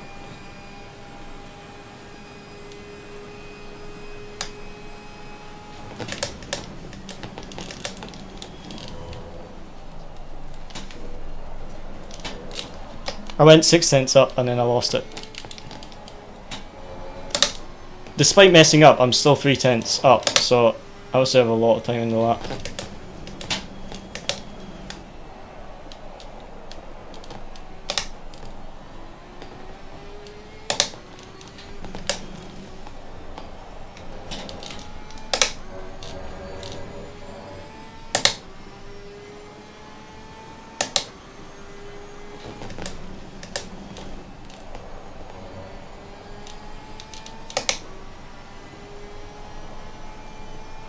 Man, I have so much more time in the lap.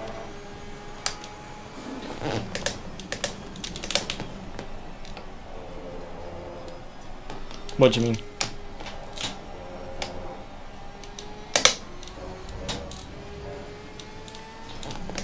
Yeah, I've got the dry tyre pressures, if that's what you're asking. I don't know. We have to see how dry the track is. It's looking like it might still be a little bit wet.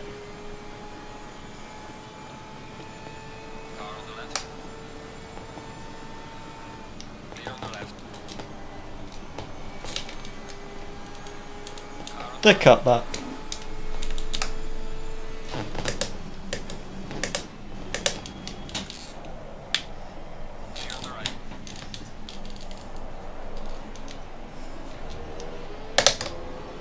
That wasn't good enough.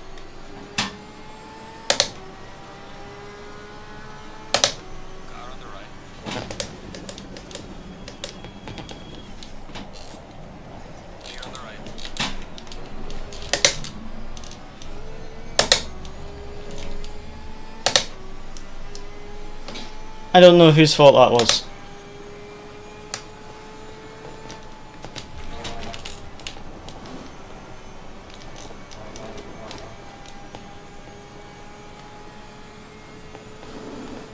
How's P5 doing 26s?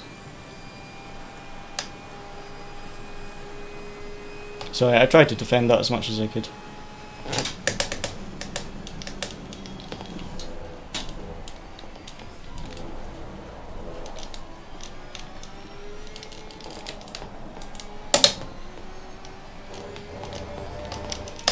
It's harder to tell actually. Some bits of the green is fine and some isn't.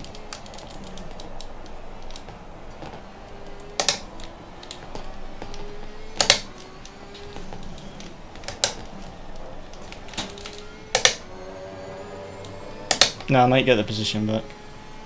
We'll see.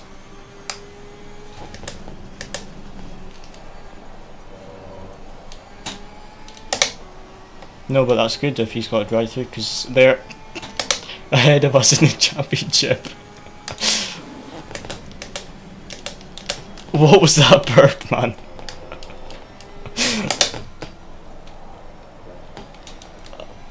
Goodness me.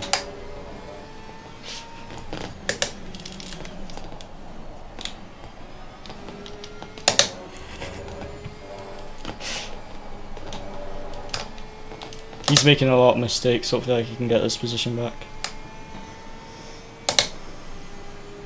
That Ferrari in P5 is quickest car on track right now and it is super quick.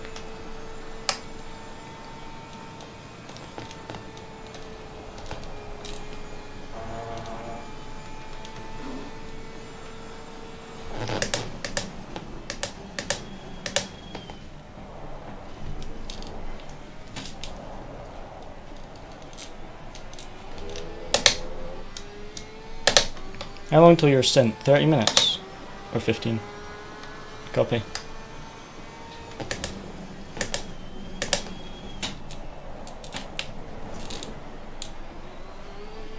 Agreed. I've got 9 laps.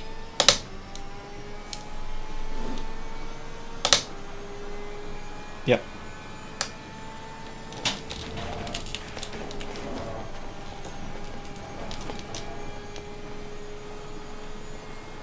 Well, didn't... Just got a track limit. Ah! Yeah, sorry. Looks like it's my turn today for the track limits.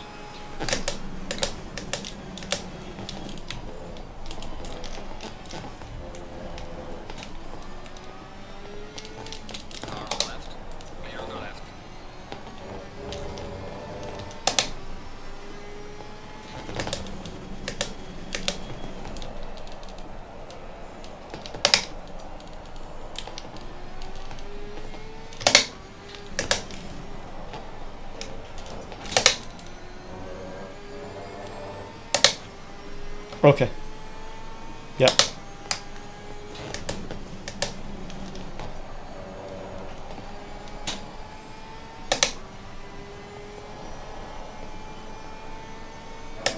This will be my first low 27. Invalid because of Radeon, but still, time improving.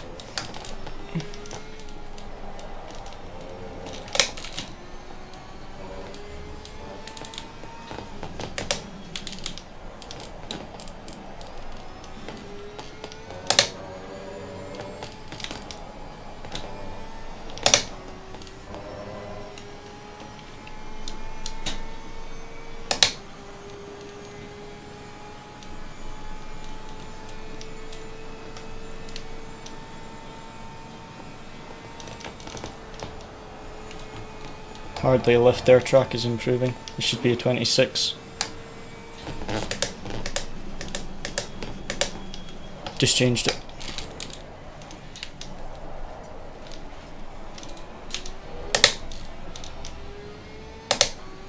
Man, a second up. But was invalid.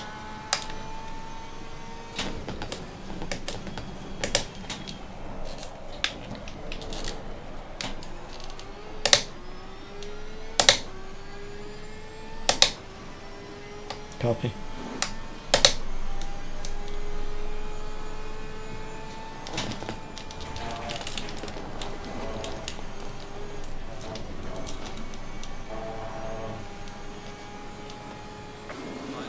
No.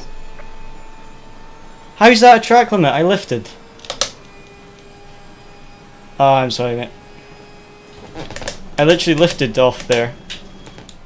Just after you said the track limits are forgiving us, though. Sorry. I've just done an IMO.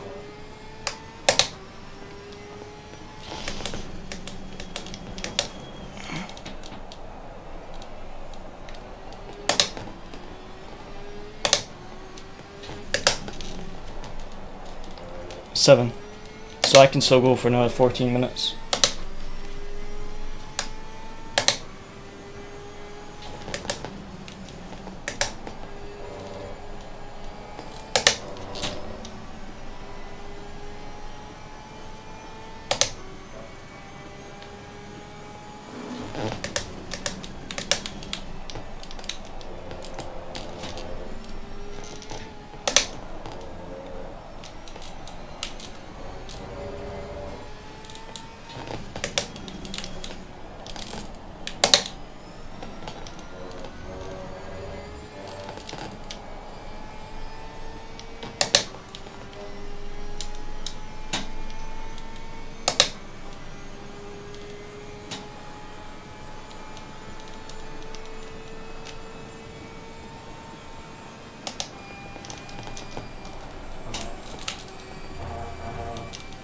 Sixth gear now, tiny lift.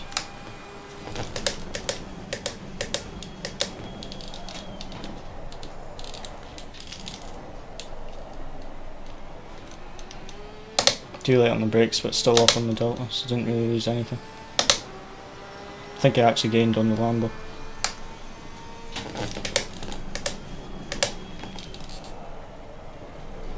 No, I mean the final sector I gained. Copy.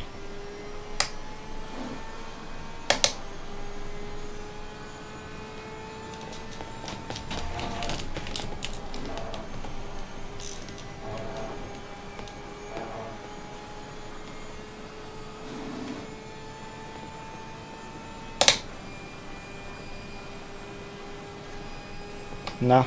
Well, actually, yeah. 1.6 psi.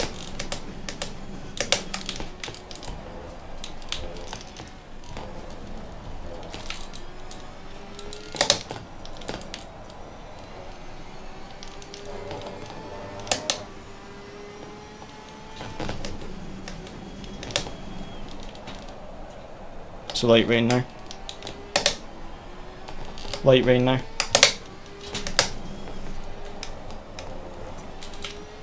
What's the temp?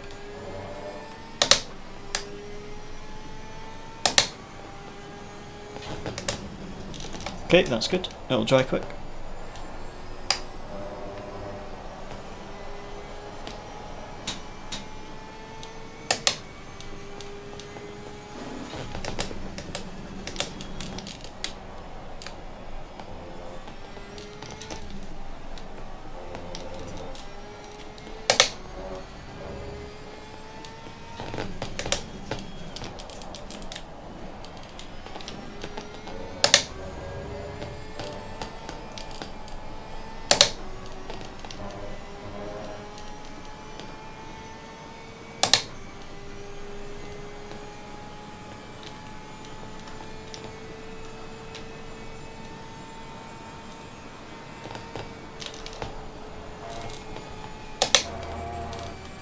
Okay, might be first 26.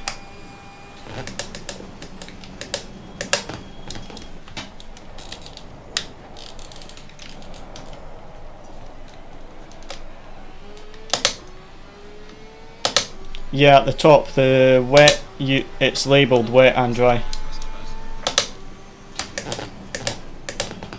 Put it on the side that says dry pressures. The dry pressures are the one that are lower and is on the left at the top. And then on the right hand side it's the wet one, so look at the dry pressures.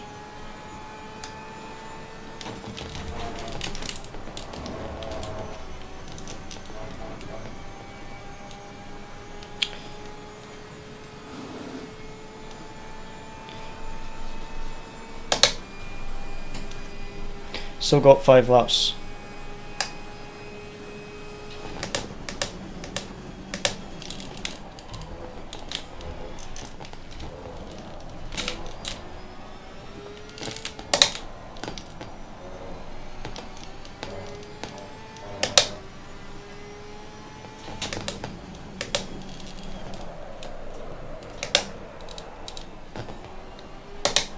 For 25 degrees dry.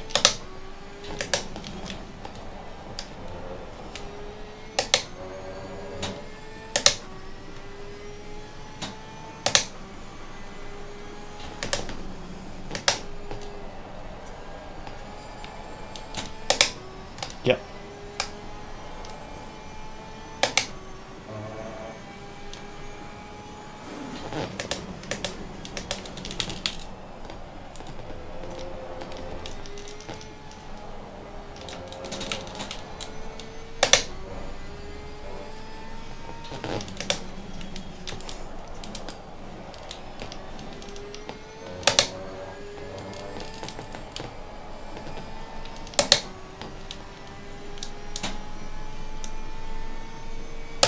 Just tell me the tyre pressures on the Camel straight, please.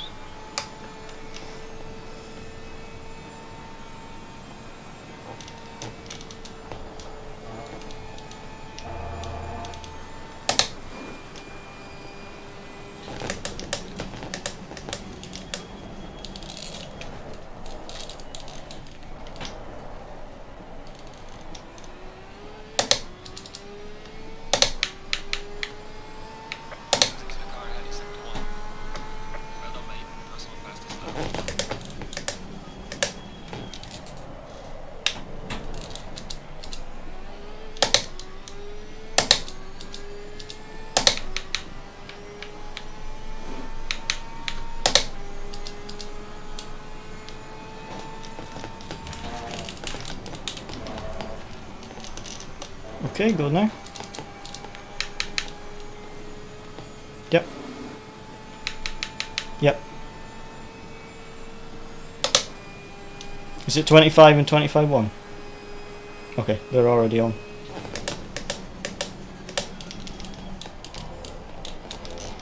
And I just got into the 26s, so, and I'm up on the delta on the next lap. So yeah, I got the tyre pressures. I'll request you on the next trip.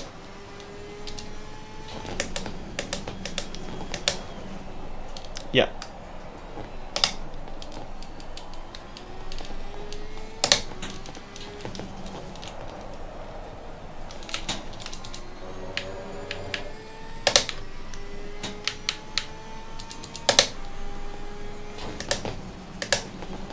Well, you keep an eye on anyone else coming in. When you see one of the leaders come in, let me know. If I only have 4 laps, so I'll go as long as I possibly can. My rear tyres are 32 psi, but they shouldn't explode until like 36 psi.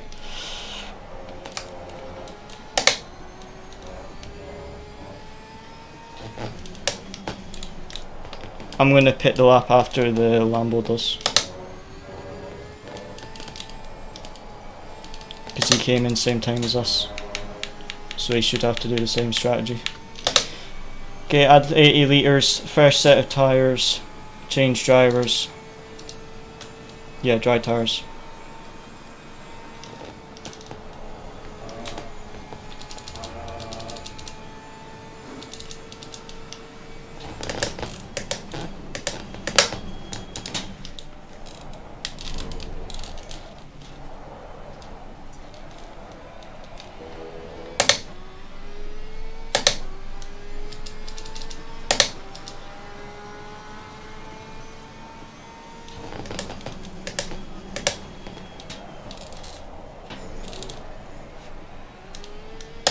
This is my worst stint ever for track limits, so I do apologise for that.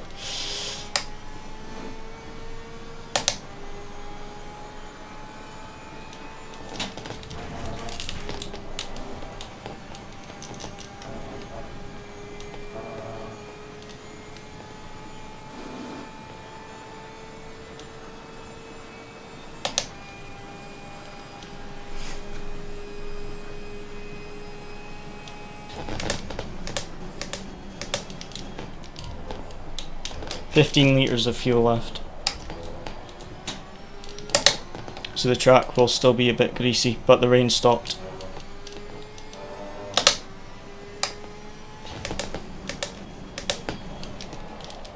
So either you let me know when someone comes in, or I come in when I'm out of fuel. Because that's when the longest I can go. It does, but I bet on dry tyres it wouldn't feel dry.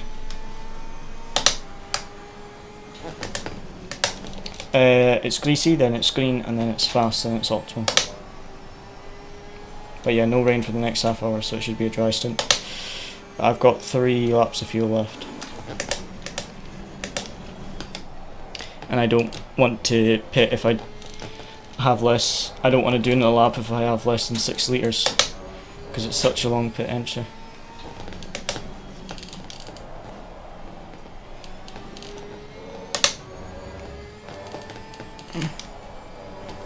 Well, at least they're still behind me. I was worried they were going to catch me, but they're still behind, which is good. That's the main thing. I'm sorry I lost V3 though. Car felt good, I'm just annoyed that I got that many track limits. That's the worst stint for track limits I've done in a while.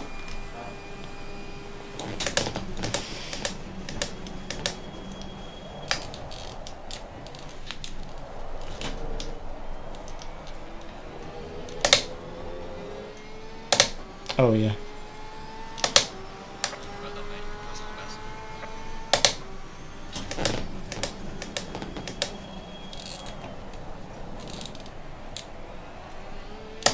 Am I gaining or losing on the Lambo in front? 10th quicker, okay. Slower, yeah, that's fine.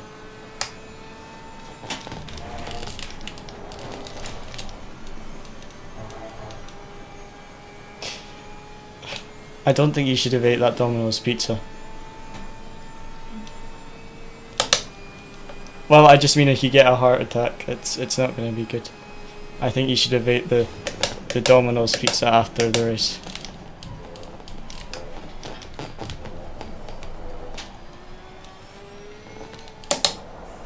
You should probably increase the brake bias a bit now as well.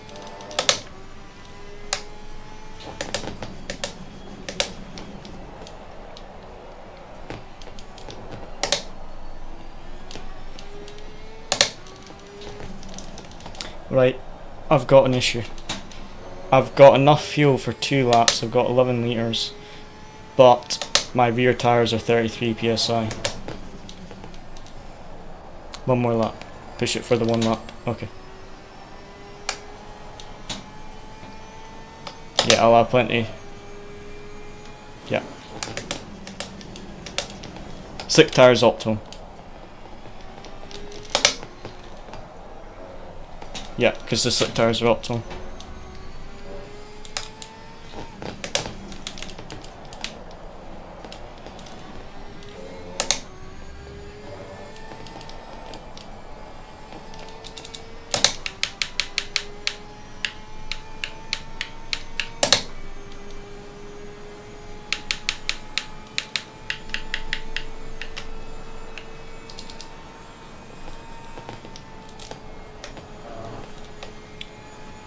Okay, am I okay to come in this lap if slick tyres are optimum?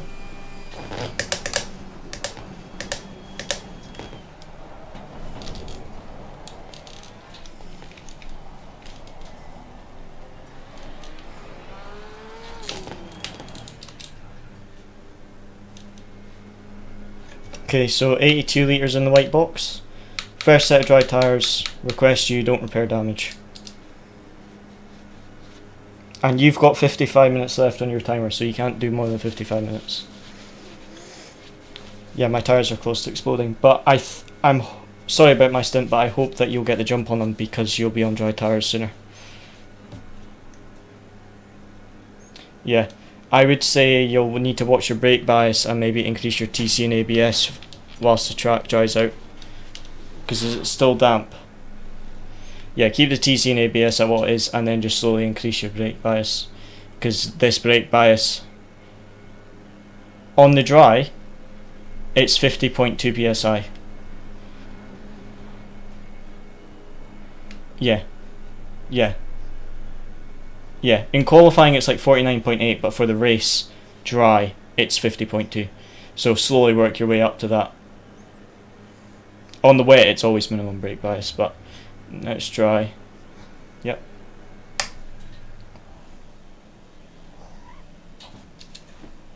I think I was on. Yep, on the jacks perfectly. 30 seconds. Sorry, my stint could have definitely been better, but yeah.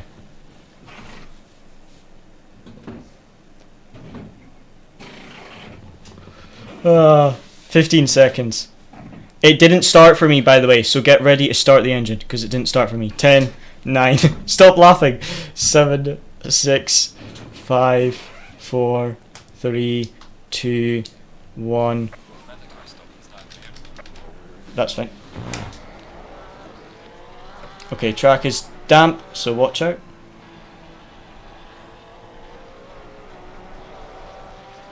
And watch this puddle here, because you'll be right on pit exit.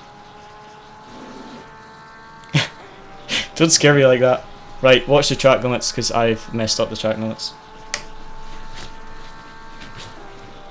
You don't have to be sorry. If you get a track limit and we get a drive-through, it's my fault. Because I got 3. Right. Shut up. I'll let you focus. Oh, well. That's the stint done, guys. So we got 45 minutes until my next stint. Not ideal, that stint. Pace was okay, but I'm annoyed that I got that many track limits.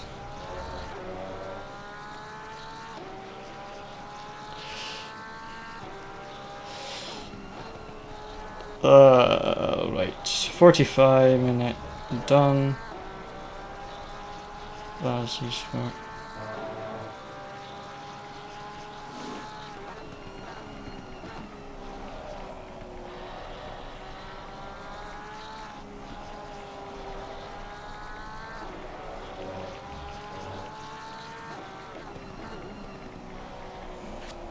Yeah.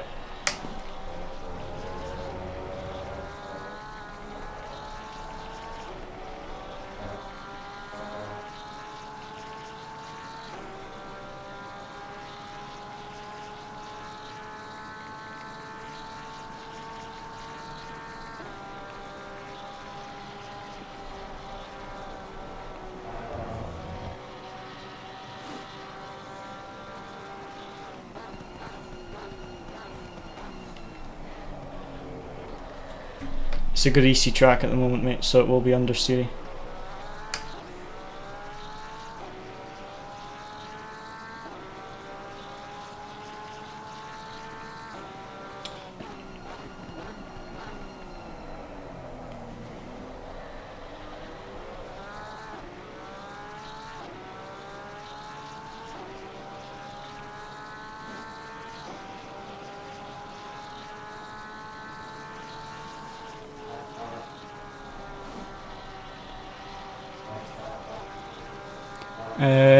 G-Cosworth, good drive.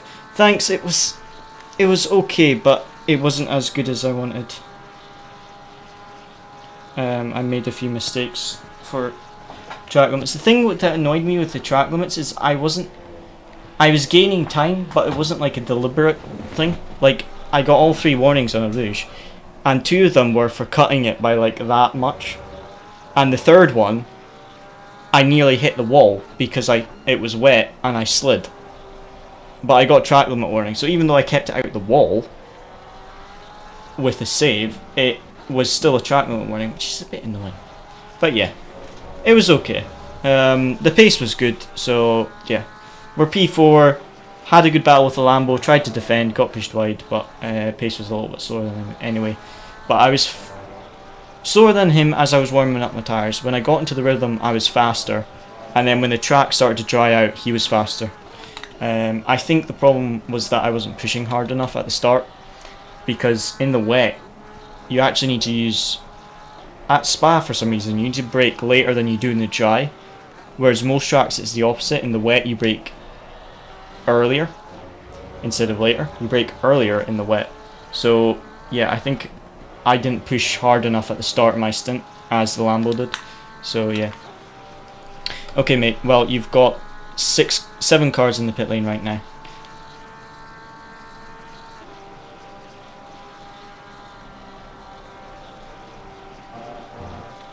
Yep, well pace is good at the moment.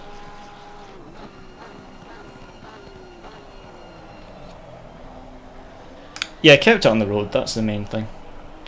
And just increase your TC and ABS as you feel. Sorry, lower it as you feel.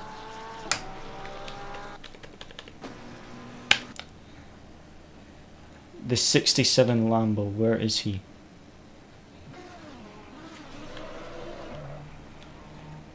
Where's Luciano? 67 got a stop and go penalty, that's excellent for our championship. They're in front of us in the championship. He overtook me for 3rd. He's 3rd. Right, watch out. We did on the outlap. We'll get this Ferrari. We had a good pit stop. I'm not sure how we lost so much on the outlap with that good pit stop. Your tyres are nice and warm, so just use that. Forget about the Lambo. The Ferrari's 2 seconds in front, and that is for P3. I'll leave it in focus. So 67's penalty is fantastic for us, because that is going to give us... He's P4 in the championship right now, so him dropping down to the back of the field is massive for the championship. But what we've got to be careful of is the drive-through. If we get a 3rd track limit, we will get a drive-through. And if we do, I'll be so annoyed at myself because I got 3 warnings. Yeah. Well, he's got a stop-go penalty. There's no point defending.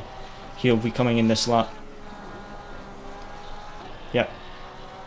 But you're already gaining on the Ferrari, so I'll leave it in focus. But yeah, that Ferrari is for P3. The 211 of D Campbell, that's going to be behind. Hi, you have the GS, right? The GS. What do you mean, sorry, the GS?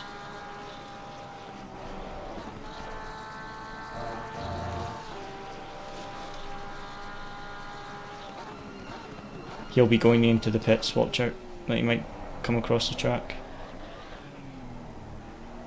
Oh, he just took out the Ferrari. He came straight across the track into the pit lane and took out the Ferrari. Oh, he's going to get a penalty. Moza GS GT. Yeah, I've got the GS wheel. Yeah, you'll be miles ahead. He's still in the pit box. Talking about the guy in the pit, yeah. Oh. Well, going on the dry tyres so early was the right decision because it's allowed you to get them up to temperature. Excellent. So Luciano was just saying that we have fastest lap of the race at the moment, so that's good. It's gone now, but you can enjoy the 10 seconds of fame. Right, I'll leave focus and catch that Ferrari. Does the car feel okay? And remember, you can increase the brake bias as you want.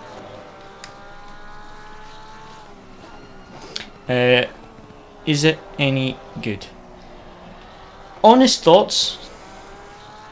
I love the force feedback. Yeah, it's still greasy. I love the force feedback. It's very smooth. I love the wheel and think the wheel's cool. However, my 2 complaints with this wheel... Oh, another positive first. The software for this wheelbase is amazing. But my two big complaints with this wheel is number one, the cooling. It has the fins on the side to try and cool the wheelbase, but if you use it for more than an hour or two, it gets really hot, and I don't like that because it says in the manual not to use for more than 1 hour at a time. Which sounds like, yeah, just follow the manufacturer's instruction. But any sim racer knows that you cannot use a wheelbase for 1 hour at a time. And I did not know this when I bought the wheelbase, but it does get very, very hot if you use it for more than 1.5 hours. So you maybe want a cooling fan or something near it. I've seen some people with mods that have an attachment for a cooling fan on it, so I might get one of them. Because you can 3D print it yourself, so I know someone with a 3D printer, so I might get that. Other complaint with the wheel itself is the Alcantara grips. They haven't worn that much, but I would not buy the Alcantara grips if I had a choice, because I think they've released ones with leather. Definitely get the leather ones if you can, because the Alcantara does wear a lot faster, and I use gloves and I still find the Alcantara wears quite a bit. So definitely get the rubber, not the rubber, sorry, the leather if you can. What wheelbase do you use? R9. Yeah, I've got the R9 wheelbase. So yeah, what is the wheel called? I think it's just the Moza. Is it the Moza GS?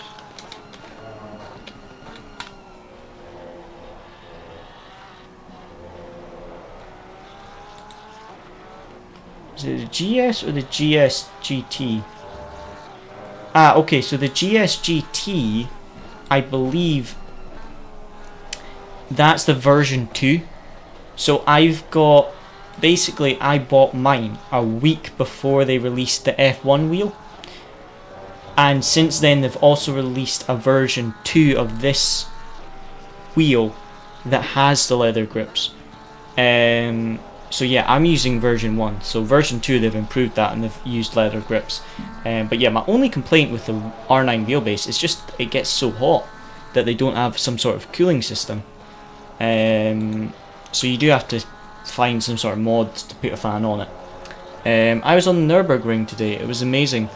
Tried out DD the second time in my life. First time I didn't even notice it on my first time. I was 12 at the time. It was a VSR with Asher Racing F28 V1 and Heikensfield. Oh, awesome! That's awesome. Direct drive wheelbase is so much better than belt driven. Like when I was on belt driven, I thought, it's smooth. I thought it was smooth because the only thing I had to compare it to was a Logitech G920 that one of my mates had. And I tried that, and then I tried the belt-driven wheel of mine, and I was like, oh, this is really, really smooth. And then I tried, it was my granddad had a DD2 he bought, and I tried that, and it was super smooth. I couldn't believe it. And then I got the Moza wheel that I've got now, a wee while after. And it is just so much smoother, but I think the biggest thing, yeah, it will feel rough. Going to the G920 after using a direct drive wheel feels rough. I know the feeling. But I think the biggest thing with the direct drive wheelbases that I noticed is that because they have so much power available, you notice more, what's the word? There's a bigger, I don't know what the word is. Maybe a bigger variant, so the wheel feels very hard to turn when you have a lot of grip, and then very light when you don't have a grip. Like, that's what it was. There's a bigger difference between when your car has grip and when it doesn't have grip. Whereas with the belt driven wheel, because it's only 3 Nm of torque, I think mine was, because I had the Thrustmaster TX, I think I had like 3 or 4 Nm of torque, and I used it on like 65% because I didn't want to overheat. So the difference between having grip and not having grip, you couldn't feel that much difference. But when you've got 9 Nm on 60%, there's a much bigger difference when your tyres have grip and when they don't. So you're able to push the car harder and more consistently because you can feel that edge where the tires have grip and where they don't. Yeah, exactly. But in my opinion, the Hykinsfield 3 or 4, and ABS 5, and brake bias 50.2 when it's completely dry. It is green at the moment. Rain in half an hour, so for my stint it should be full wet. Hopefully it waits until the start of my stint. So you'll have to extend your stint as long as possible, I'm afraid. Hykinsfield, if they feel a bit too sensitive, it'll just be their software. Like mine has about probably the brake pedal has about 6 or 7 different combinations of you see the black bit of rubber on my pedal there, these bits, there's like a plastic and there's a rubber one. You can have like 6 or 7 different variations of that, or maybe even more, and that really adjusts how stiff it is. But in the software, there is so much adjustability in the Hykinsfield pedals that you just don't get with like the Thrustmaster pedals I used to have, which is amazing. So if they feel too sensitive, it was probably just their settings. Yeah, but I couldn't change it. Yeah, I just mean like if you were to buy them, you would be able to change it. It's not the pedals themselves, it'll just be how they have them set up. Because that is the thing with the Hykinsfield pedals, is there's so much adjustability, it's amazing.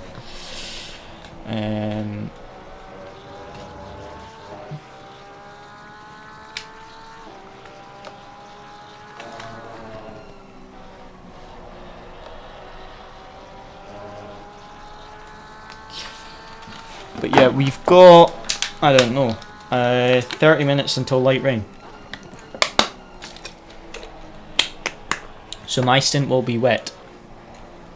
I ordered SRP pedals on Thursday. Oh, awesome! Is that the Moza ones?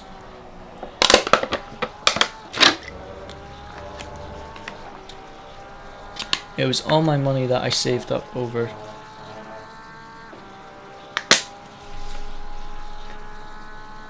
Pace is good, mate. Keep it up. Does the car feel okay?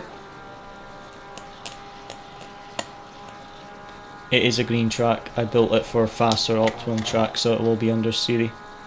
But it was... This is what I was saying about it being balanced. It was either going to be oversteery in the dry or oversteery in the wet. So I tried to make it as balanced as possible. But the pace is good. You're pulling away from the cars behind. So yeah, just do what you can with it.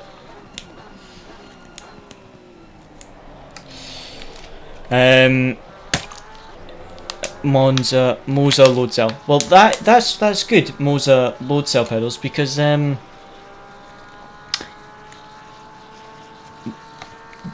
pedals use the same software as the wheelbase, so they should have really good adjustability for you, because the wheelbase has such adjustability that I think that it'll be the same for your pedals, which is really good. It was all my money that I saved up over 7 months. I respect the fact that you saved up for so long, because when I started sim racing, I would do the same. I would save up 5 to 8 months. I think for my PC I saved up, must have been maybe even longer than, maybe closer to a year I saved up for my PC. So yeah, I respect that you were saving up for it and got something that you really wanted. That's really good. It'll definitely be worth it when you get it. You'll definitely enjoy the load cell pedals. It's such a difference. So you'll need to let me know how you get on with it. I won't be streaming next week because I'll be away, and then I won't be away again until like November. So it'll be all good for streams. But yeah, if you message on the Discord or something like that, if they arrive whilst I'm away, let me know how you get on with that. Hope you enjoy them. I think you'll really like them. You got the Logitech pedals just now. The biggest suggestion or biggest tip I would have for you moving over to load cell pedals is find a car and track that you're good at and you know the breaking points for. Maybe use your Logitech pedals and get a few laps in the day before, so that you have a track that you're comfortable with, because you don't want to be learning your pedals and learning a new track and car or something. So pick a car and track that you know well, so that you're just testing the pedals. And I would honestly spend a week fine tuning your pedals, even more. Like mine, because you can change the plastics and all the settings, I probably spent at least 2 weeks to maybe 3 fine tuning my brake pedal. The throttle pedal I didn't have that much adjustment to. I more just adjusted it on the software because there wasn't that much adjustability on the throttle pedal, but the brake pedal was so much adjustability that I easily spent 2 to 3 weeks until I got it perfect to my liking. So yeah, 720 SGT3 Evo, that's a great car. So pick a track you know well, you know the braking points, and just spend 1, 2, even 3 weeks and just set up your pedals absolutely perfectly. And the pedals you're getting, the SRP, they've got a clutch pedal as well, I think. So that's good. I need to buy a clutch pedal for my Hykinsfield at some point, but my main focus is to get the triple monitors, so I'm going to get the other 2 monitors. But I had the money aside to get the other 2 monitors when they come back in sale. But as you guys may know, I'm doing some karting, and I'm getting a custom kart suit. So the money for the monitor is going for the suit. And then I'll get the monitors later on this year, because the best time to buy them is in like the Black Friday sales later on in the year. So I'll probably buy them near the end of the year when they're in the sale. I didn't order the clutch pedal. I don't really need it. Oh, that's fine then, because for GT cars and ACC and stuff, you don't need a clutch pedal. I just wasn't sure if it was like the Logitech, like it was included as a 3 pedal set, or if you had the option to buy 2 pedal set. But if you got a 2 pedal set, that's all you really need. And I'm assuming the SRP is like the Hykinsfield pedals. You will be able to buy the clutch pedal if you decide in the future that you want to do manual transmission cars, like tuning cars or something like that in the future. 219 flat by car in front, 219-1 by you. You're pulling away from all the cars behind.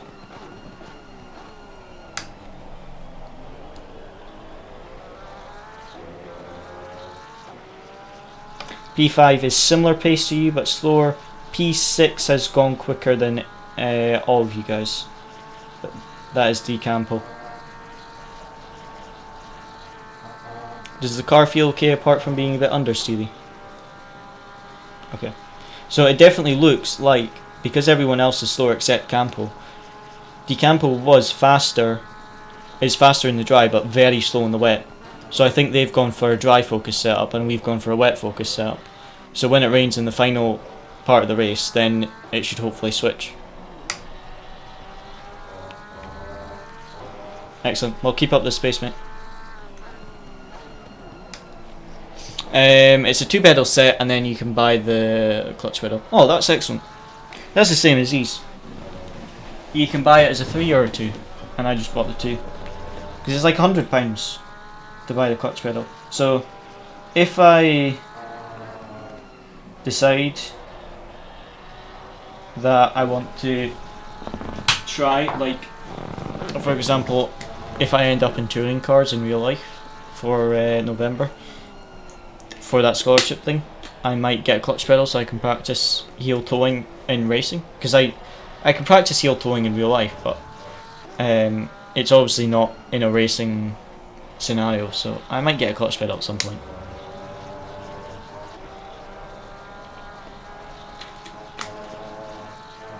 But it is good, because I think that's one of the beauties with PC, is that you can upgrade as you can afford. On Xbox, you've got to upgrade your entire ecosystem. So if you have a Thrustmaster TX and you want to go buy a Fanatec pedal set, you have to also buy a Fanatec wheelbase, etc. I think some people have made adapters, but the manufacturers don't support the cross platform. Whereas on PC, which is what you have. It's so much better than when I was on console, because you can do what you're doing and what I've done, and you just upgrade bit by bit. So you upgrade your pedals, you upgrade your wheelbase, you upgrade your monitor, you can buy more wheels, etc.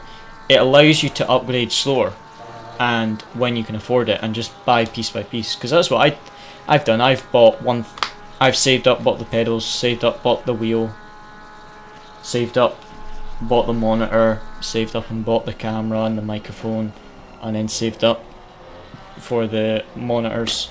So it's amazing. It's really good because you can just save up and buy it piece by piece.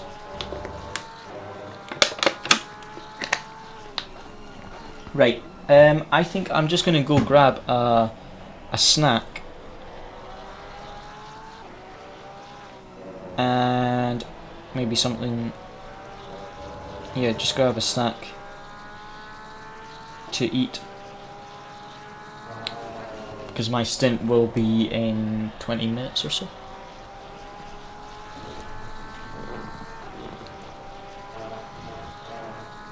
I'm just gonna let Luciano know when he's not on a corner, just in case he asks me anything, and then I'll be back and we'll have a few minutes before my stint, and then we will be in the car to the end. And I'm hoping Luciano has enough fuel to go as long as possible, because I need to be on wet tyres for the final stint. Luciano, I'm just gonna go get something to eat and I'll be back in a minute, and hopefully you can extend this stint as long as possible, because I really want to be on wet tyres, because it's going to rain for the final stint, so I really want the track to be raining, otherwise the tyres are going to bloom. But yeah, I'll be back in a minute. The pace is excellent though, keep this up. Right, back in a second, guys.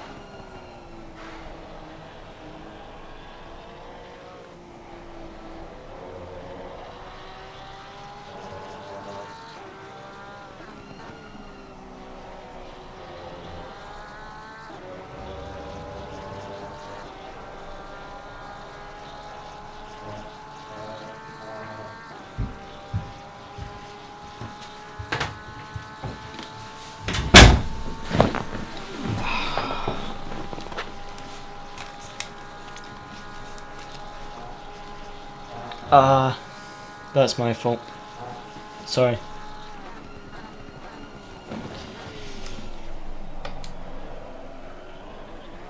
Watch pit entry speed mate.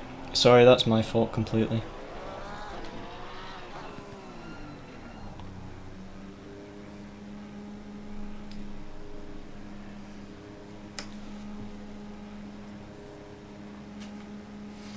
No, I'm sorry, mate.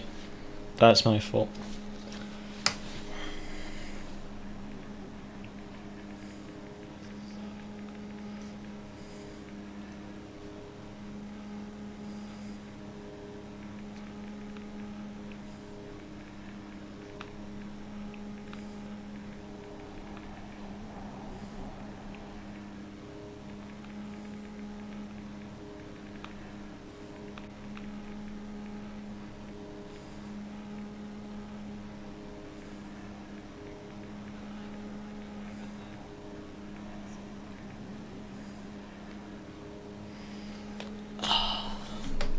Yeah, I'm sorry, mate.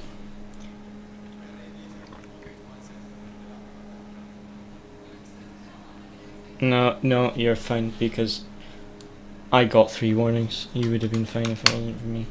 So just let's hope that something happens in front. I want to. Yeah. I want to see how much of a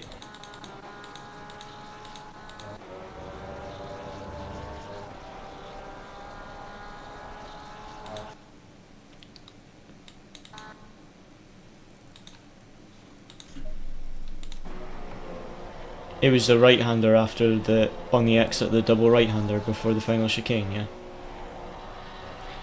It's literally 2 inches. I cannot believe that is the limit.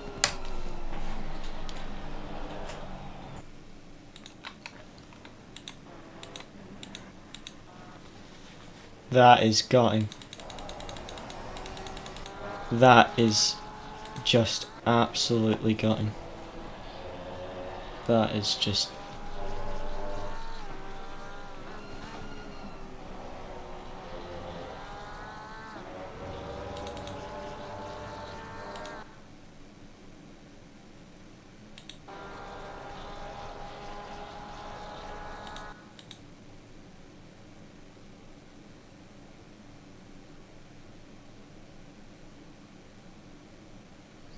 Two inches.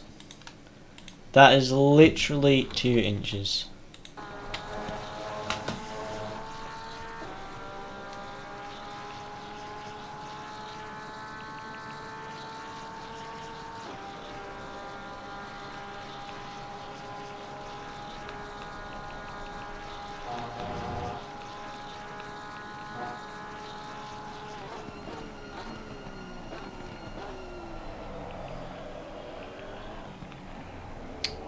Just let Jemis know. Yeah, definitely be hyped for the load cell, it's great. Okay mate, copy.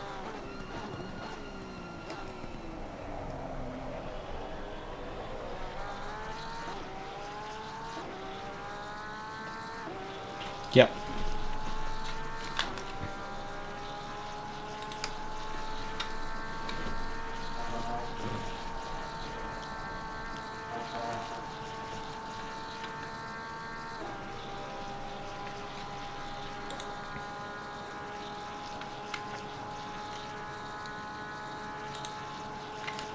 Copy.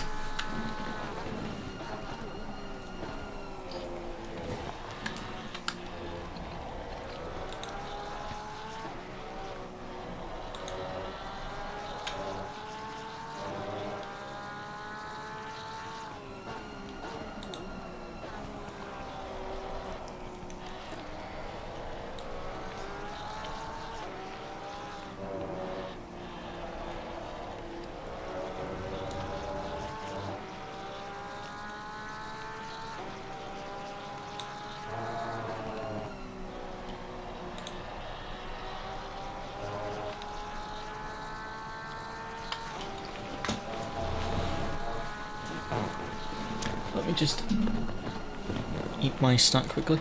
57 seconds we lost because of that pit stop. Drive through.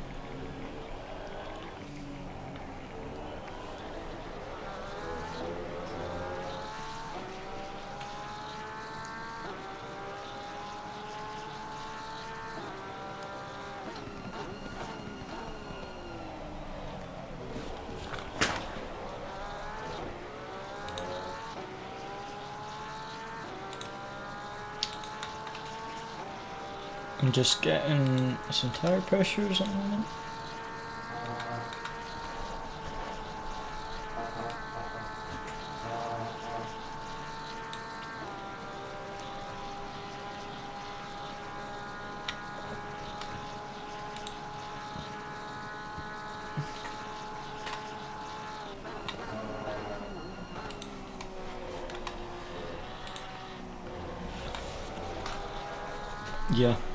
Yeah, I'm just trying to think how to work the pressures.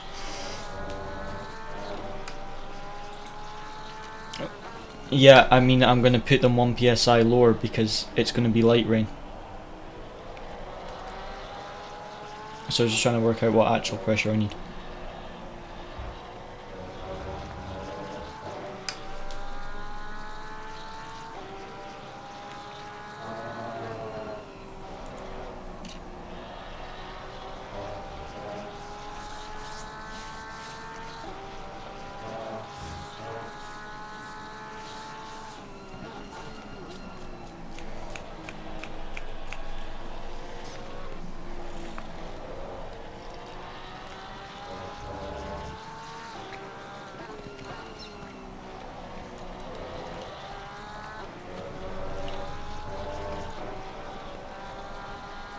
$25.8 on both fronts for the wet tires. I'll tell you the rears on the next lap. What are you eating? Drumsticks, chicken drumsticks.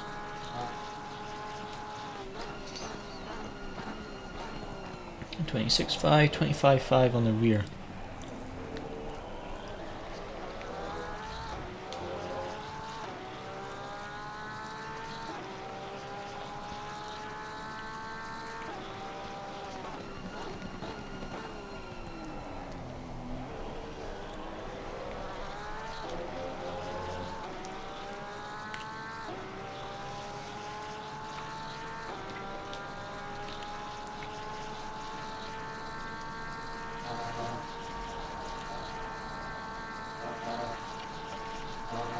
$25.5 on the rears. 25.5 on the rears.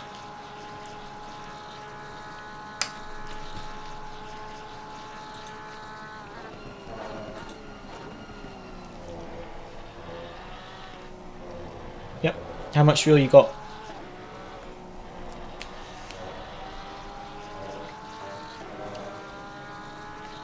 Oh, fantastic.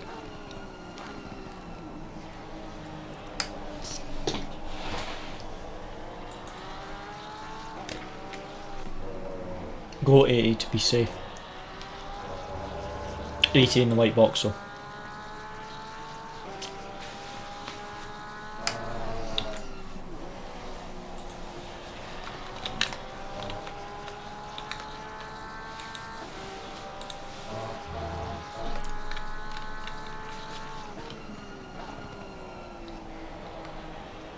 Yeah, if it's anything under 45 minutes, go 80 in the white box. If it's anything over 45 minutes, go 85 litres in the white box to be safe. Yeah, just to be safe. But I think if you pit as soon as it starts raining, then 80 litres will be enough to get to the end. I just am so annoyed about the drive-through.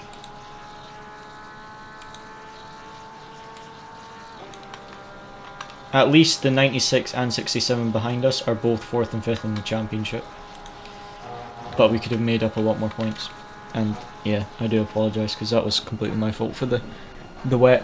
The thing was I didn't even really gain any time from the track limits. That's the thing that annoyed me. Same with you. You went 2 inches wide. That I don't understand. How they give us some penalty for that. Right guys, okay, I'm back. I do apologise. I was eating some chicken drumsticks. And I have just knocked my camera completely off my thing, which I need to sort. I don't even know how it went on now. Give me 1 second. Oh!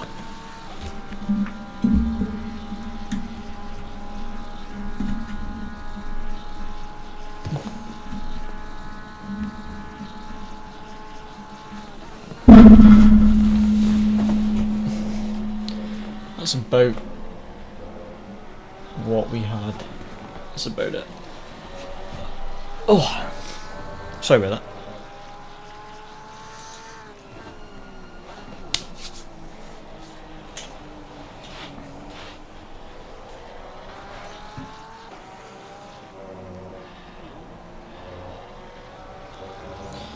Okay.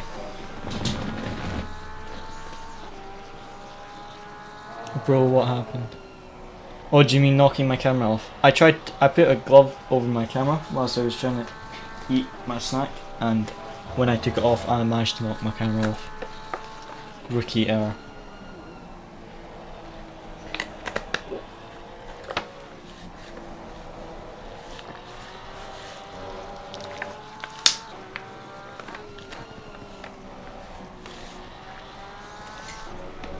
Rain could be any minute.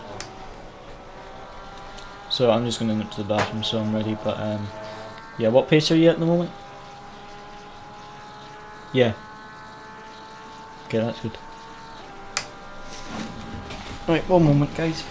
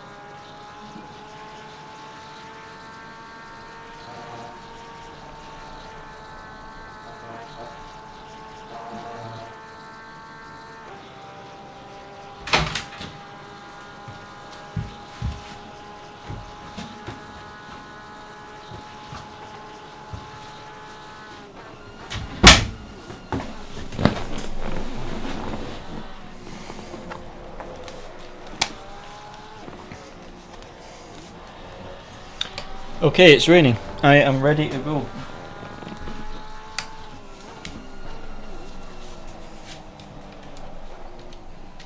Leave them what they are. Yeah. Yeah. As soon as the car feels like it's too bad, or when you know how the red marker comes up saying wet tires Opton? It's usually when that comes on that you pit. Copy. Okay, copy.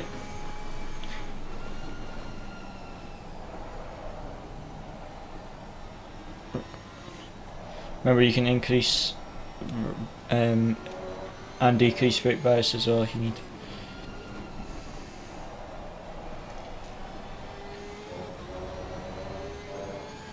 Copy. Just watch pit entry, make sure it's first gear, and good stint mate. And I am sorry about the amount of warnings I got on my wet stint, that was awful. Yep, perfect mate, thank you. Watch your braking into the chicane because it's going to be awful.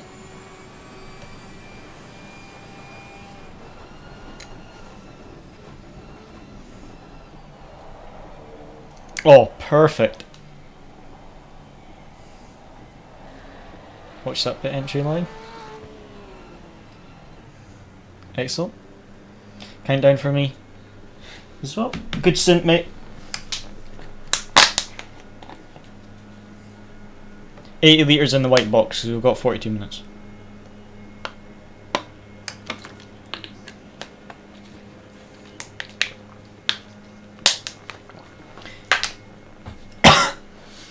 Because 75 litres was fine for the formation lap and a 45-minute stint, wasn't it?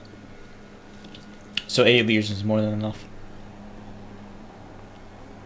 And let's hope some of these guys got a stop and go penalty so that we can recover from my drive-through. No, P4 didn't get one. It's really bad that I'm hoping that they got a penalty, but you know, 5th didn't get one either. This is like our only chances for like recovery after my drive-through. Nah, it doesn't look like it. 6th is quite far back, but yeah. Right, good stint, mate. No, the pace was good. It was just the track limit stung us today. It was mostly my fault though with those. I don't know how I got so many. I've never got that many in a single stint before. I wouldn't mind it so much if I gained time, but it was the fact that I hadn't really gained any time from it that annoyed me the most.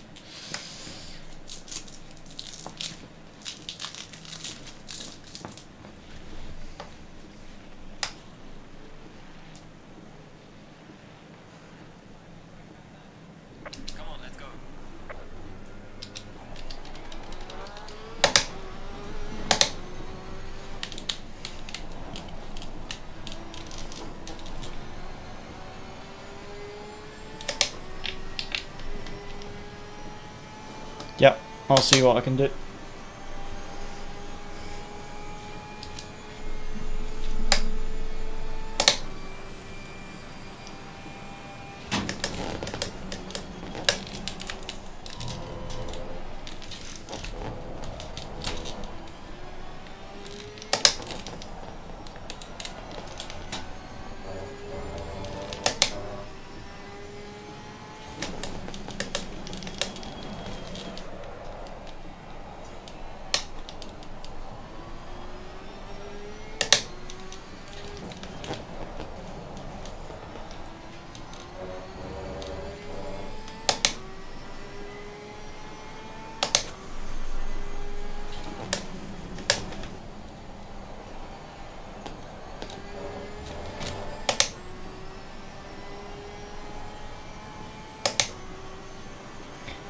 Thanks mate, thanks for tuning in, and let me know how you get on with those pedals.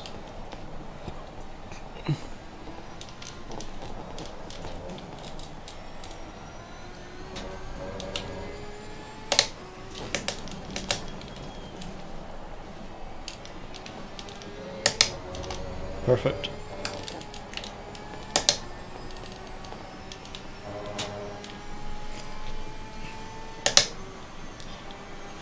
Just keep me updated on the pace. Oh, perfect. Well, I'll see you on the Discord then, mate.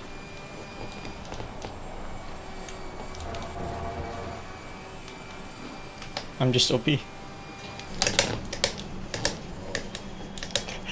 Yeah, exactly. I gained 20 seconds in the outlap. Did you not see? I just put a rocket ship on the back of my car and just like 28 seconds, boom. Obviously not really.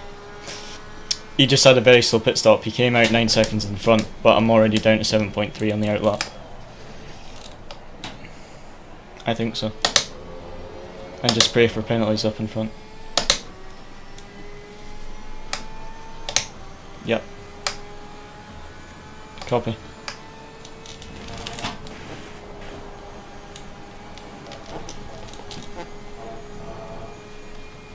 See, that wasn't a track limit, but then when I did that on the first stint, it was.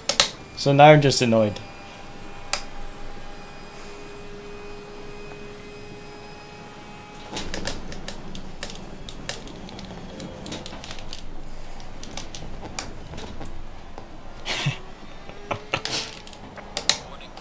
Yes, I may have braked on the curb. Forgot it wasn't dry. I did.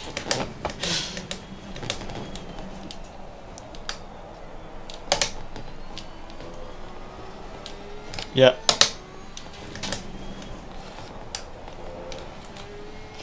That was a little error by me there. Touched the curb on the entry. Don't want to do that in the wet.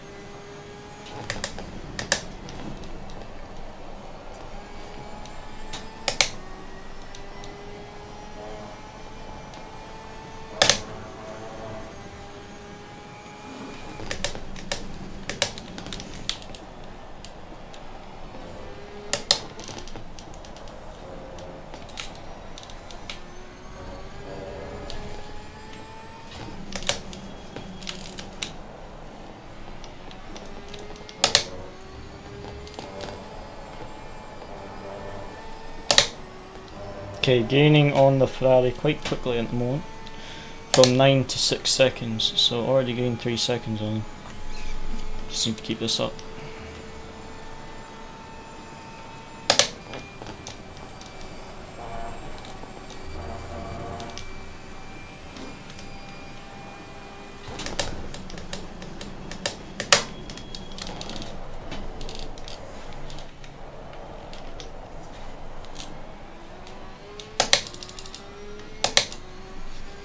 .229 and I did 227, so I gained 2 seconds on the Ferrari in that one lap, so gaining quite quickly at the moment.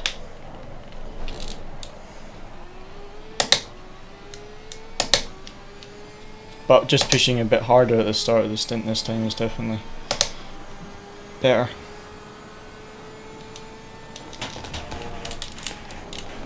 My first stint I didn't have much confidence in the car in the wet, whereas now I've got a lot more confidence in the car, so I can push a lot earlier.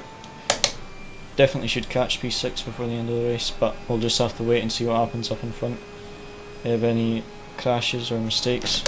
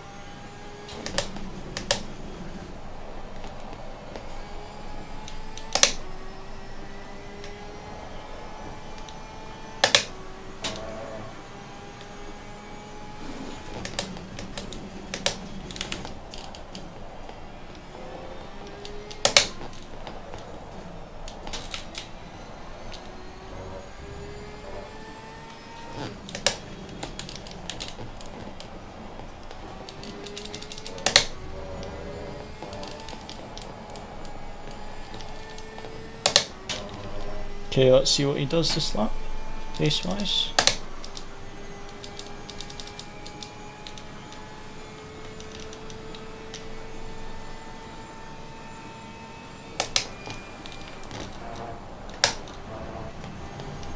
Bit of understeer there.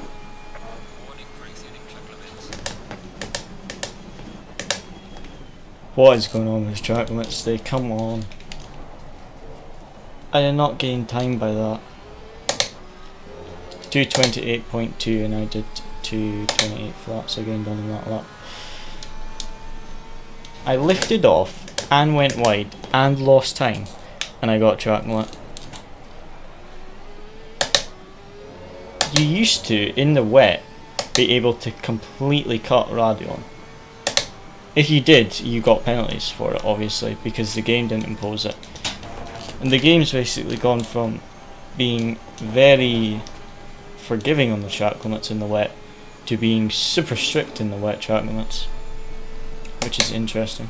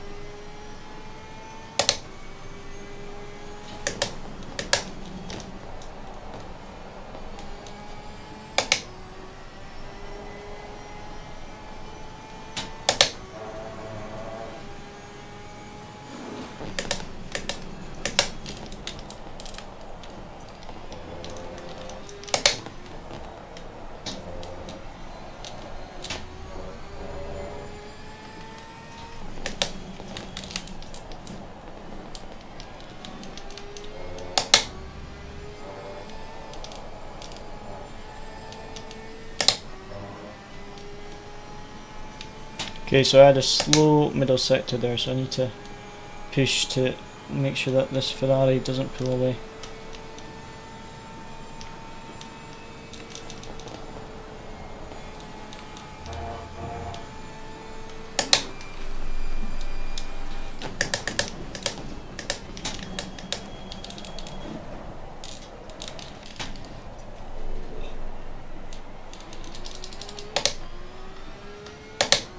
Two got a drive through, but they're in last. Still gained on the Ferrari that lap, just not by as much.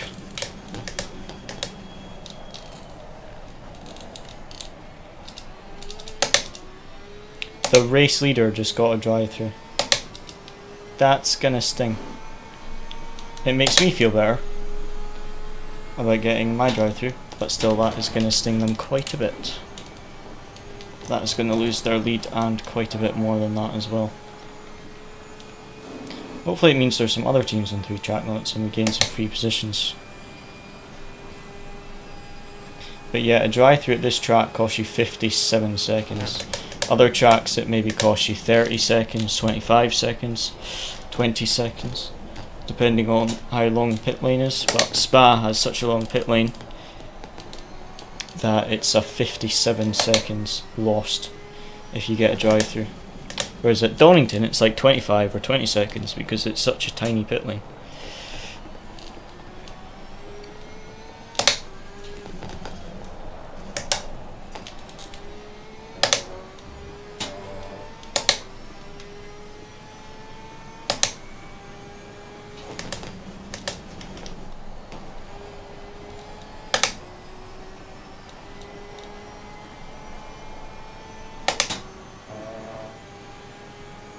Oh, everyone's getting track limits. The leader's got track limits. P13's got track limits. P5's got track limits. This is excellent for us. I know I shouldn't be happy about others having issues, but it is so good for us because we had a drive through. And this will really help us.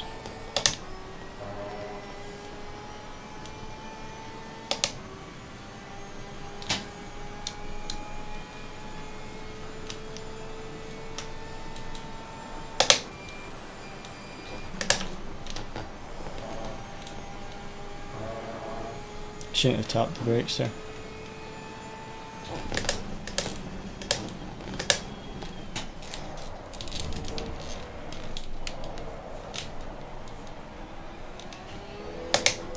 That Ferrari is definitely quicker than me in the middle sector, but he's slower in the other 2 sectors.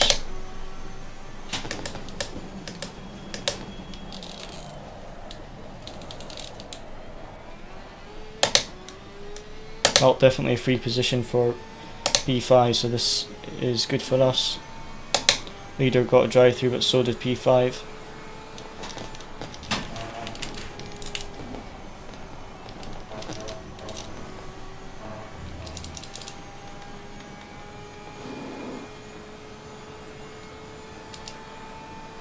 Gaz come out behind us, so now we need to focus on catching this Ferrari for P5, because this Ferrari is now P5, so I need to continue to try catch him without getting any more track limits.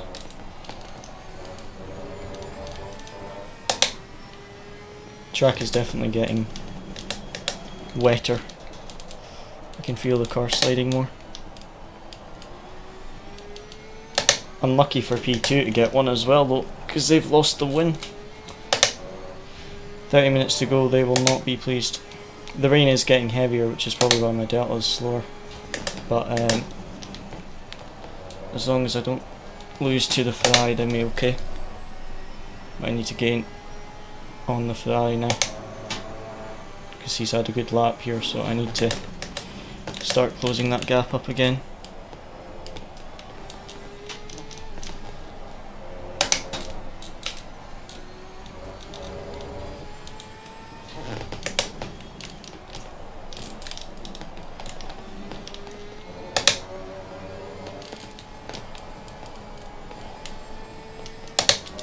Yeah, also a little bit in the first sector. So P one has gone to P4 because the gaps are so big, but that McLaren still dropped down to P4.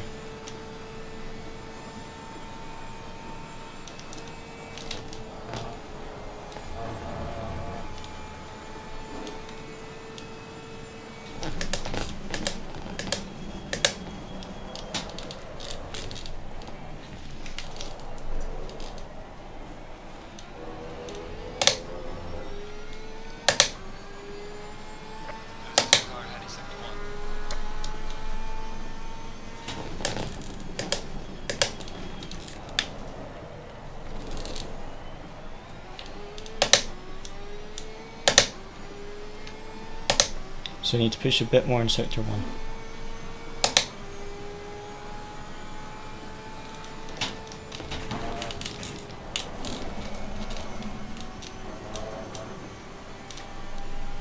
Not like that.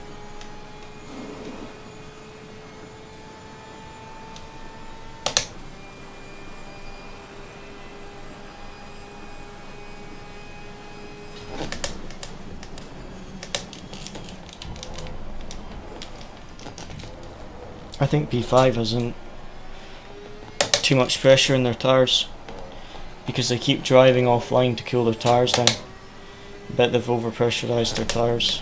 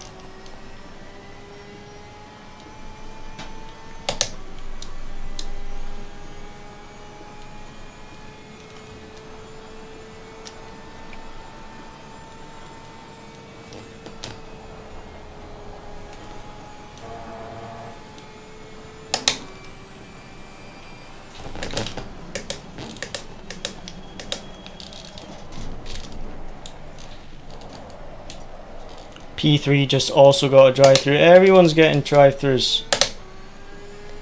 It does make me feel slightly better about my drive-through, I do have to say. That wasn't just me. I know it happened on Luciano's stint, but it was my fault because I got 3 warnings. Luciano got 1. So, cannot blame Luciano at all for the drive-through. But it does make me feel slightly better that we weren't the only ones to have a drive-through, because the leader had a drive-through and I've seen at least 3 other people have a drive-through. But yeah, see how that Ferrari's going offline on the straight to cool his tyres off. I think he put his pressures too high because he shouldn't be needing to do that.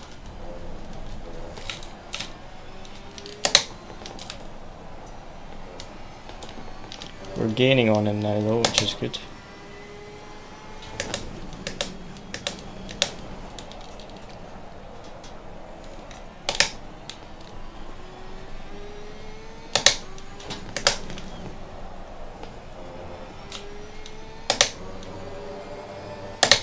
The interesting thing will be to see where that number 62, the car in P3, comes out.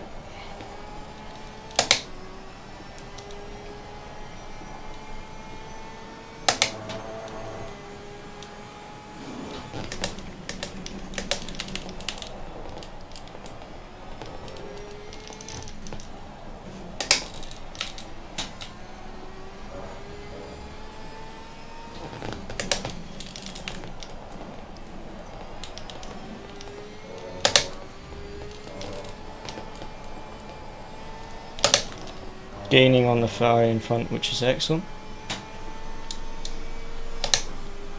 So slowly but surely. We've got 21 minutes. It's about 10 laps. Actually less than 10 laps, so let's see what we can do.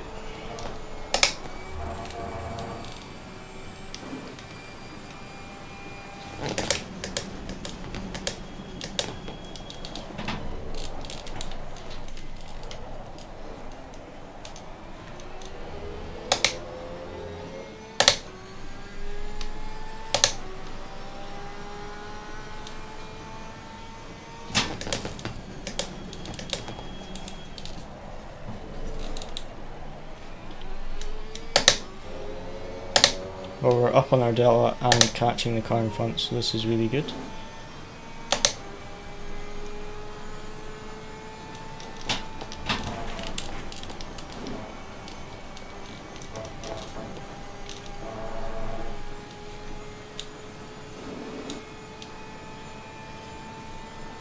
So let's keep this up.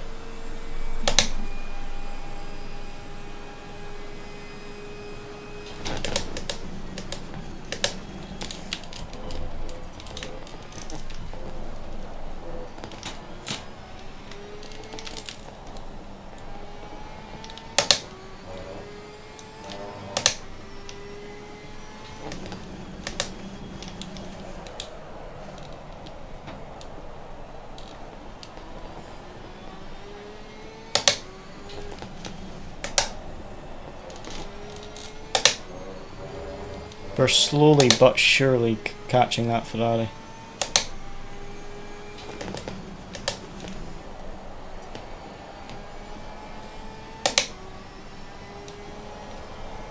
Did 62 not take his drive-through penalty that lap? Yeah, but did he? Is he in the coming into the pits? Yeah. He might get disqualified because he's got one lap remaining, and you cross the line before you clear your drive-through, so you might actually get disqualified. I've seen it happen before at Spa where people wait till the final lap to serve it, and it just disqualifies them. Yep. I lost so much time in this middle sector to that Ferrari, but I've been gaining on in the last few laps. And yeah. Well, I've been gaining on him. I came out 9 seconds behind him, and I've been gaining on him, but that lap I lost a lot in the middle sector. He also got a drive-through.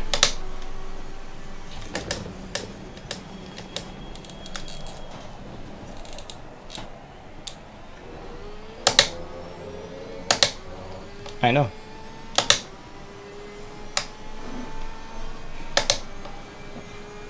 Well, we were 9 seconds behind this Ferrari when I came out of the pit box, and we're 4.9 now. So I've definitely gained on him. Well, just keep watching. You have 18 minutes. This is way more important.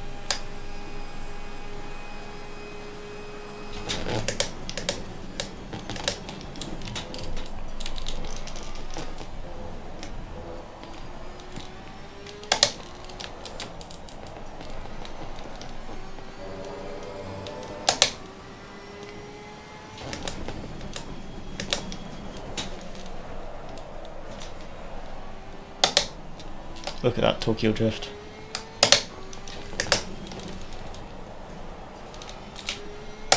I just did like a perfect drift around the hairpin.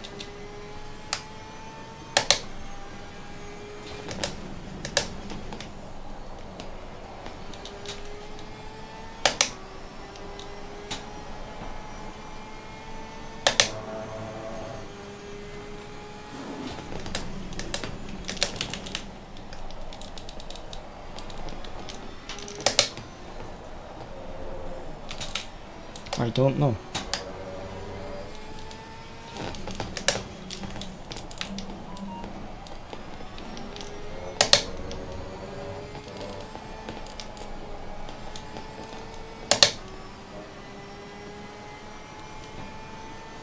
Well, I'm still gaining on this Ferrari, so Just let me know where that Ferrari comes out, but I think he's going to be ahead.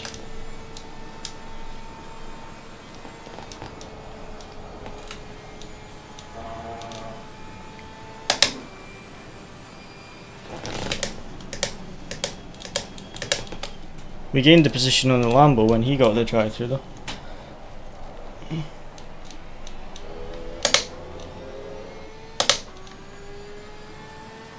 Which Ferrari's in the pit box right now?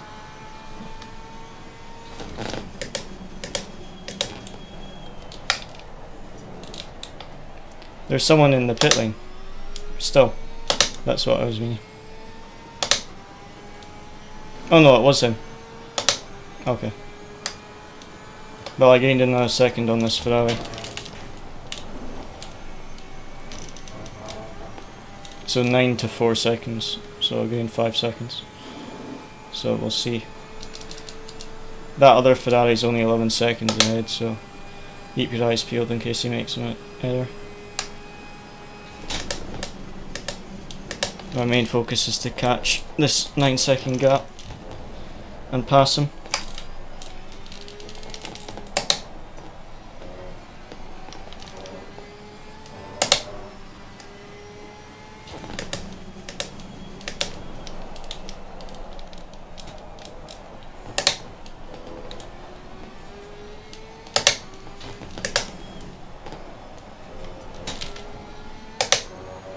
I'm sure the Ferrari in front has overheated tyres because he keeps driving offline. Perfect.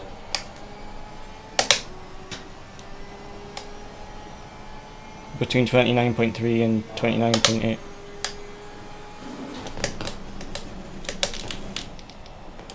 Which is perfect considering I lowered them by 1 psi.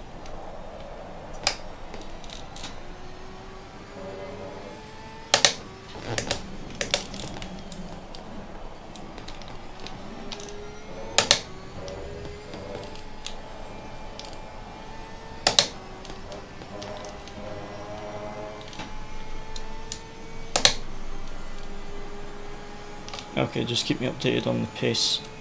It's looking good at the moment.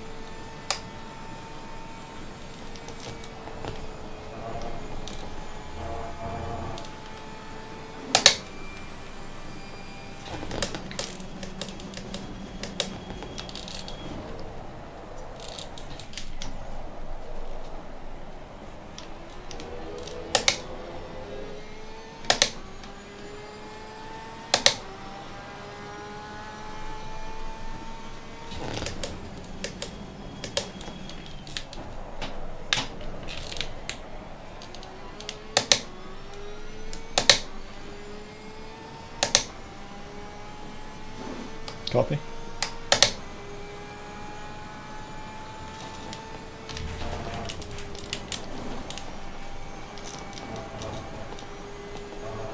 Two.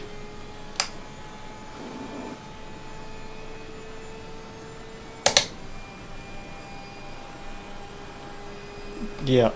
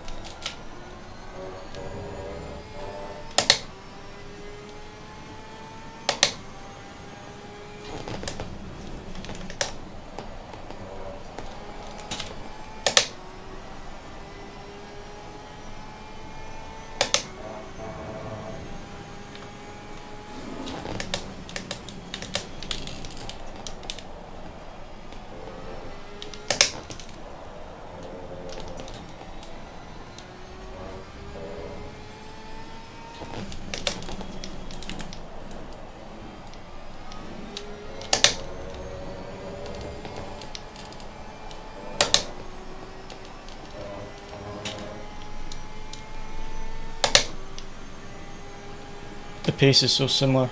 I need him to make some mistakes.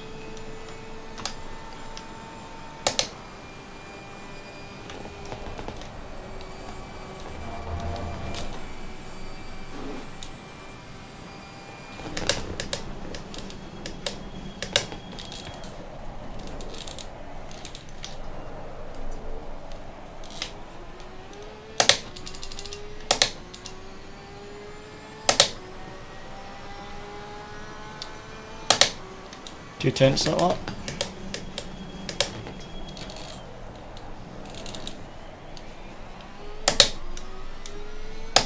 Okay, going full send, 2/10 up after first corner.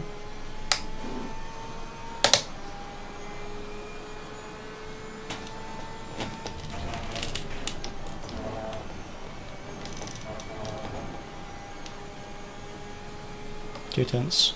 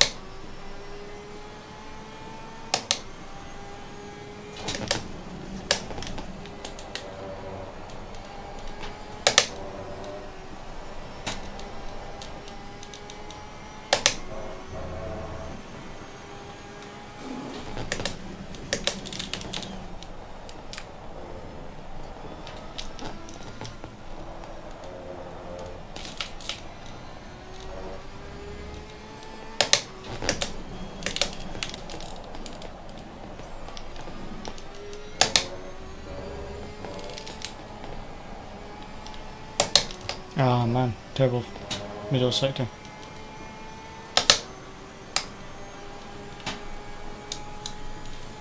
Didn't even feel that slow. Didn't even feel that slow.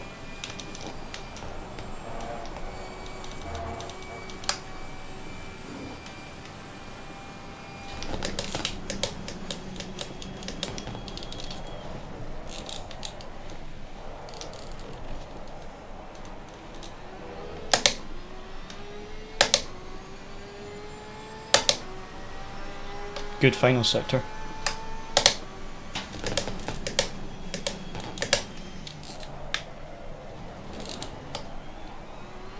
Yep. Well, I lost 4/10 in the middle sector and still gained time on him in the final.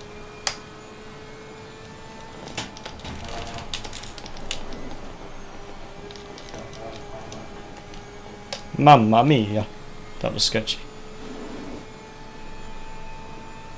It was quick, but very sketchy.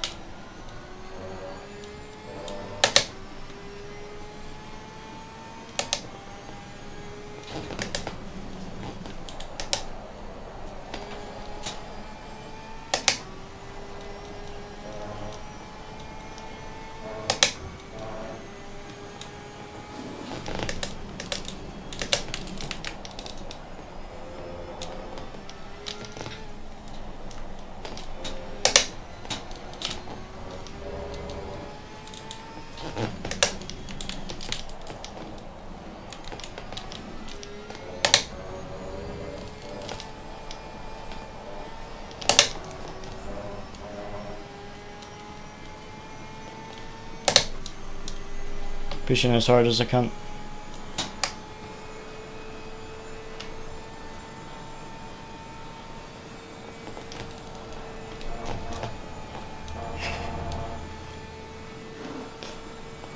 You have zero faith.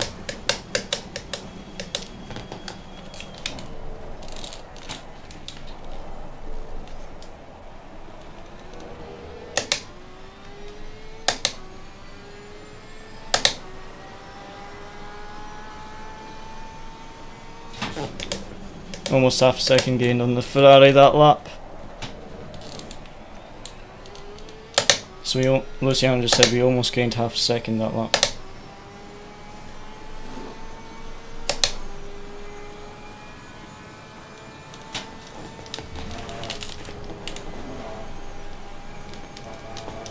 Oh, it's getting sketchier every single time, but I'm going faster every time I go through that chicane. Through Illusion Radio, and I mean, I'm getting more scared every time.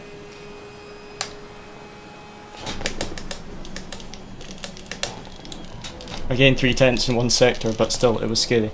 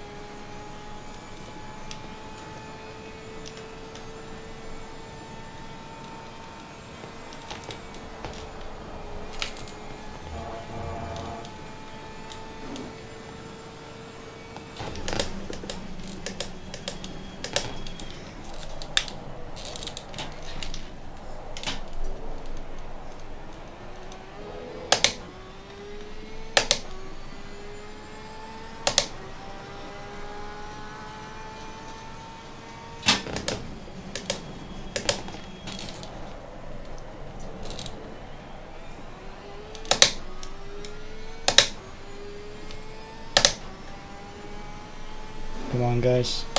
I need to catch this guy.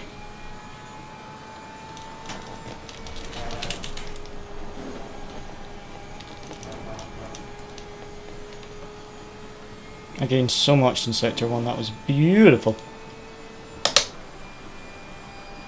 No, it's fear. It's just courage to push past the fear. I don't have confidence going through that corner at all.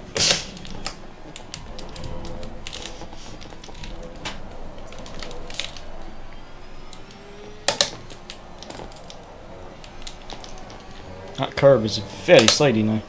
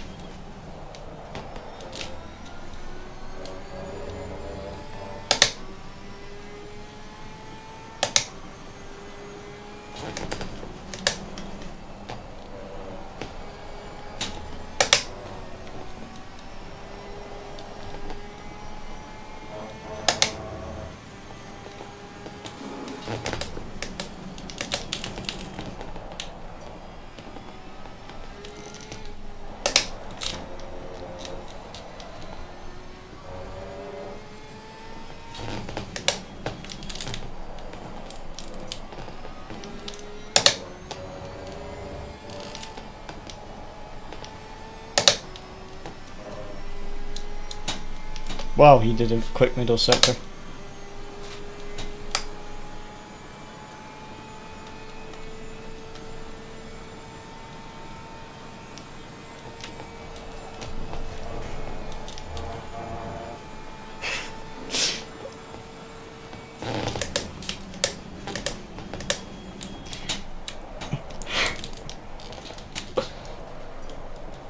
I'm trying to get that corner with as much speed as possible.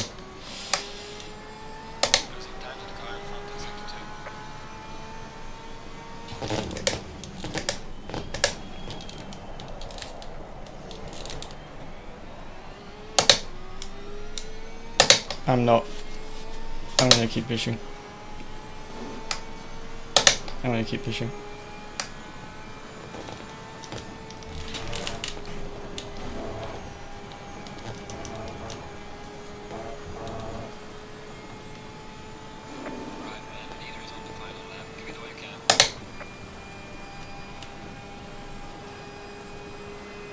Copy.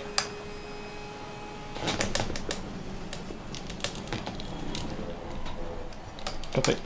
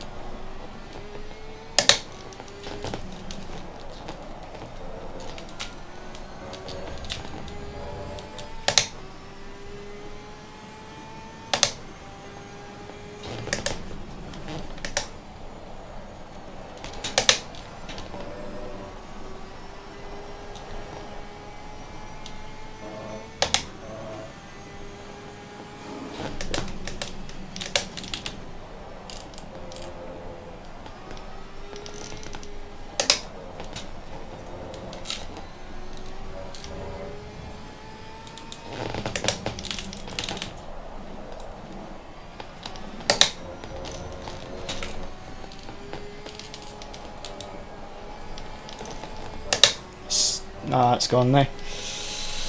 Ah, too slidey. Touched too much curb. Ah, I pushed hard to try catch that Ferrari, but it wasn't enough, unfortunately.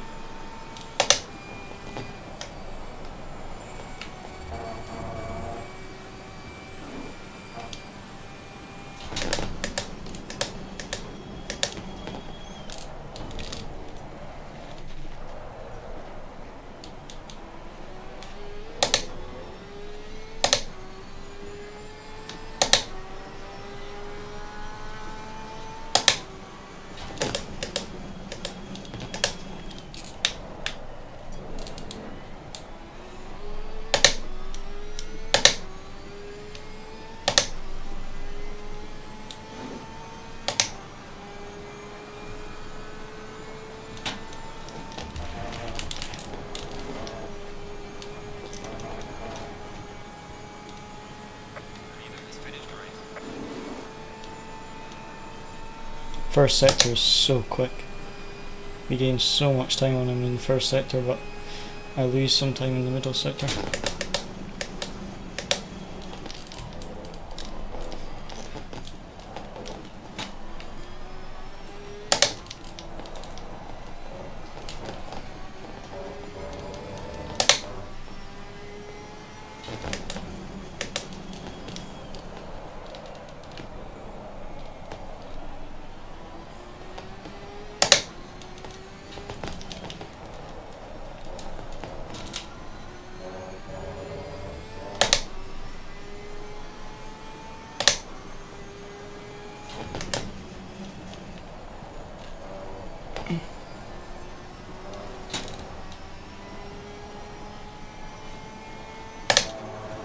Come on.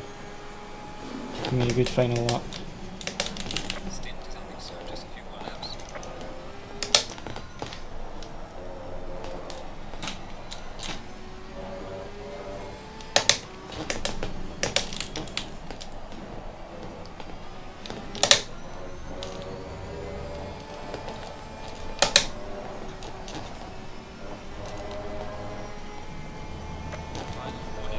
See, how is that a warning? I'm drifting off the track because I'm going wide and losing time. How is that a penalty for losing time? This is why I get very annoyed with the track limits sometimes. Oh well.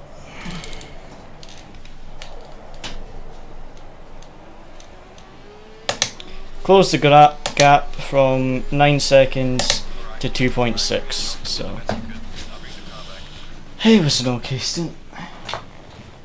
Let's get a picture of the result.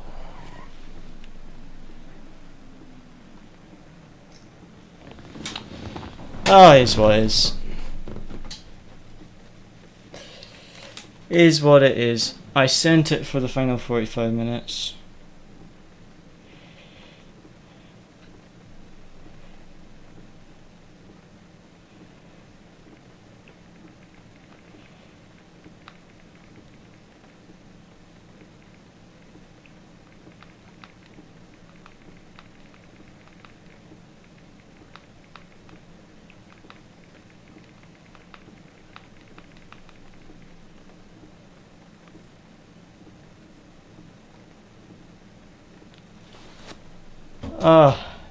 Yeah. I tried to push as hard as I could. But yeah.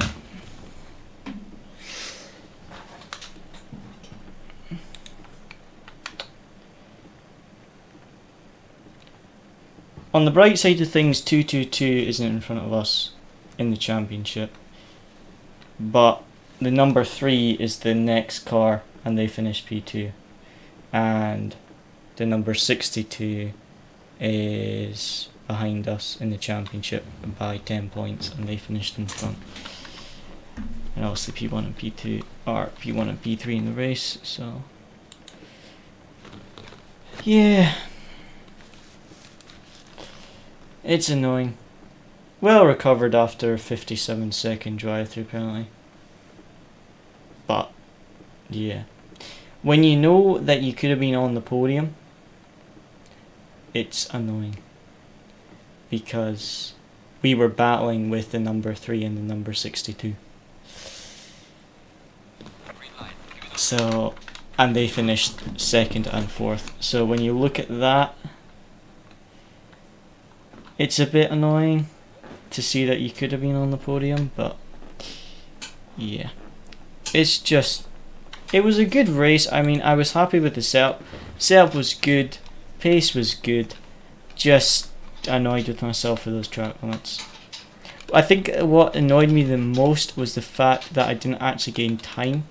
Like, for example, that track limit I got going through Radeon, I almost hit the barrier trying to avoid spinning, and I got a track limit. And then Luciano got a track limit which gave us our drive-through, and he literally went wide by like 2 inches. It was literally the width of the drain pipe that he went wide. But yeah, Porsche got first, so that was good. It was a McLaren leading, but they also got a drive-through. But yeah, tried our best there. Pace was good. If it wasn't for the track limits, podium would have definitely been possible. So at least we know the pace was there going into the final. We've got good pace. It's just, yeah, it's annoying with the drive-through penalty, but it's one of those things. The racing was good, there were some good battles and the pace was good, so we just got to focus on that. Well done, good driving by both of you, thank you very much. But yeah, qualified 3rd, was battling for 3rd until the drive-through, so we've got to be happy with that. We've got to take that from the race, be happy with that. Drive-through was unlucky, but there was about 4 or 5 teams that got a drive-through, so we weren't the only ones. But yeah, just one of those things. But yeah, it was a good race overall. So yeah, we just got to focus on the good parts. Right, so my next stream won't be until, let me check. My next stream might not be until August 15th or 14th, because I will be away, so I might not be able to stream until like the 15th or the 14th. So there is going to be quite a gap in those from this stream to the next one, so won't be able to stream until about the 15th or the 14th. But after that, I won't be going away until like November, so there will be a lot more streams, and hopefully should finish all my exams this month.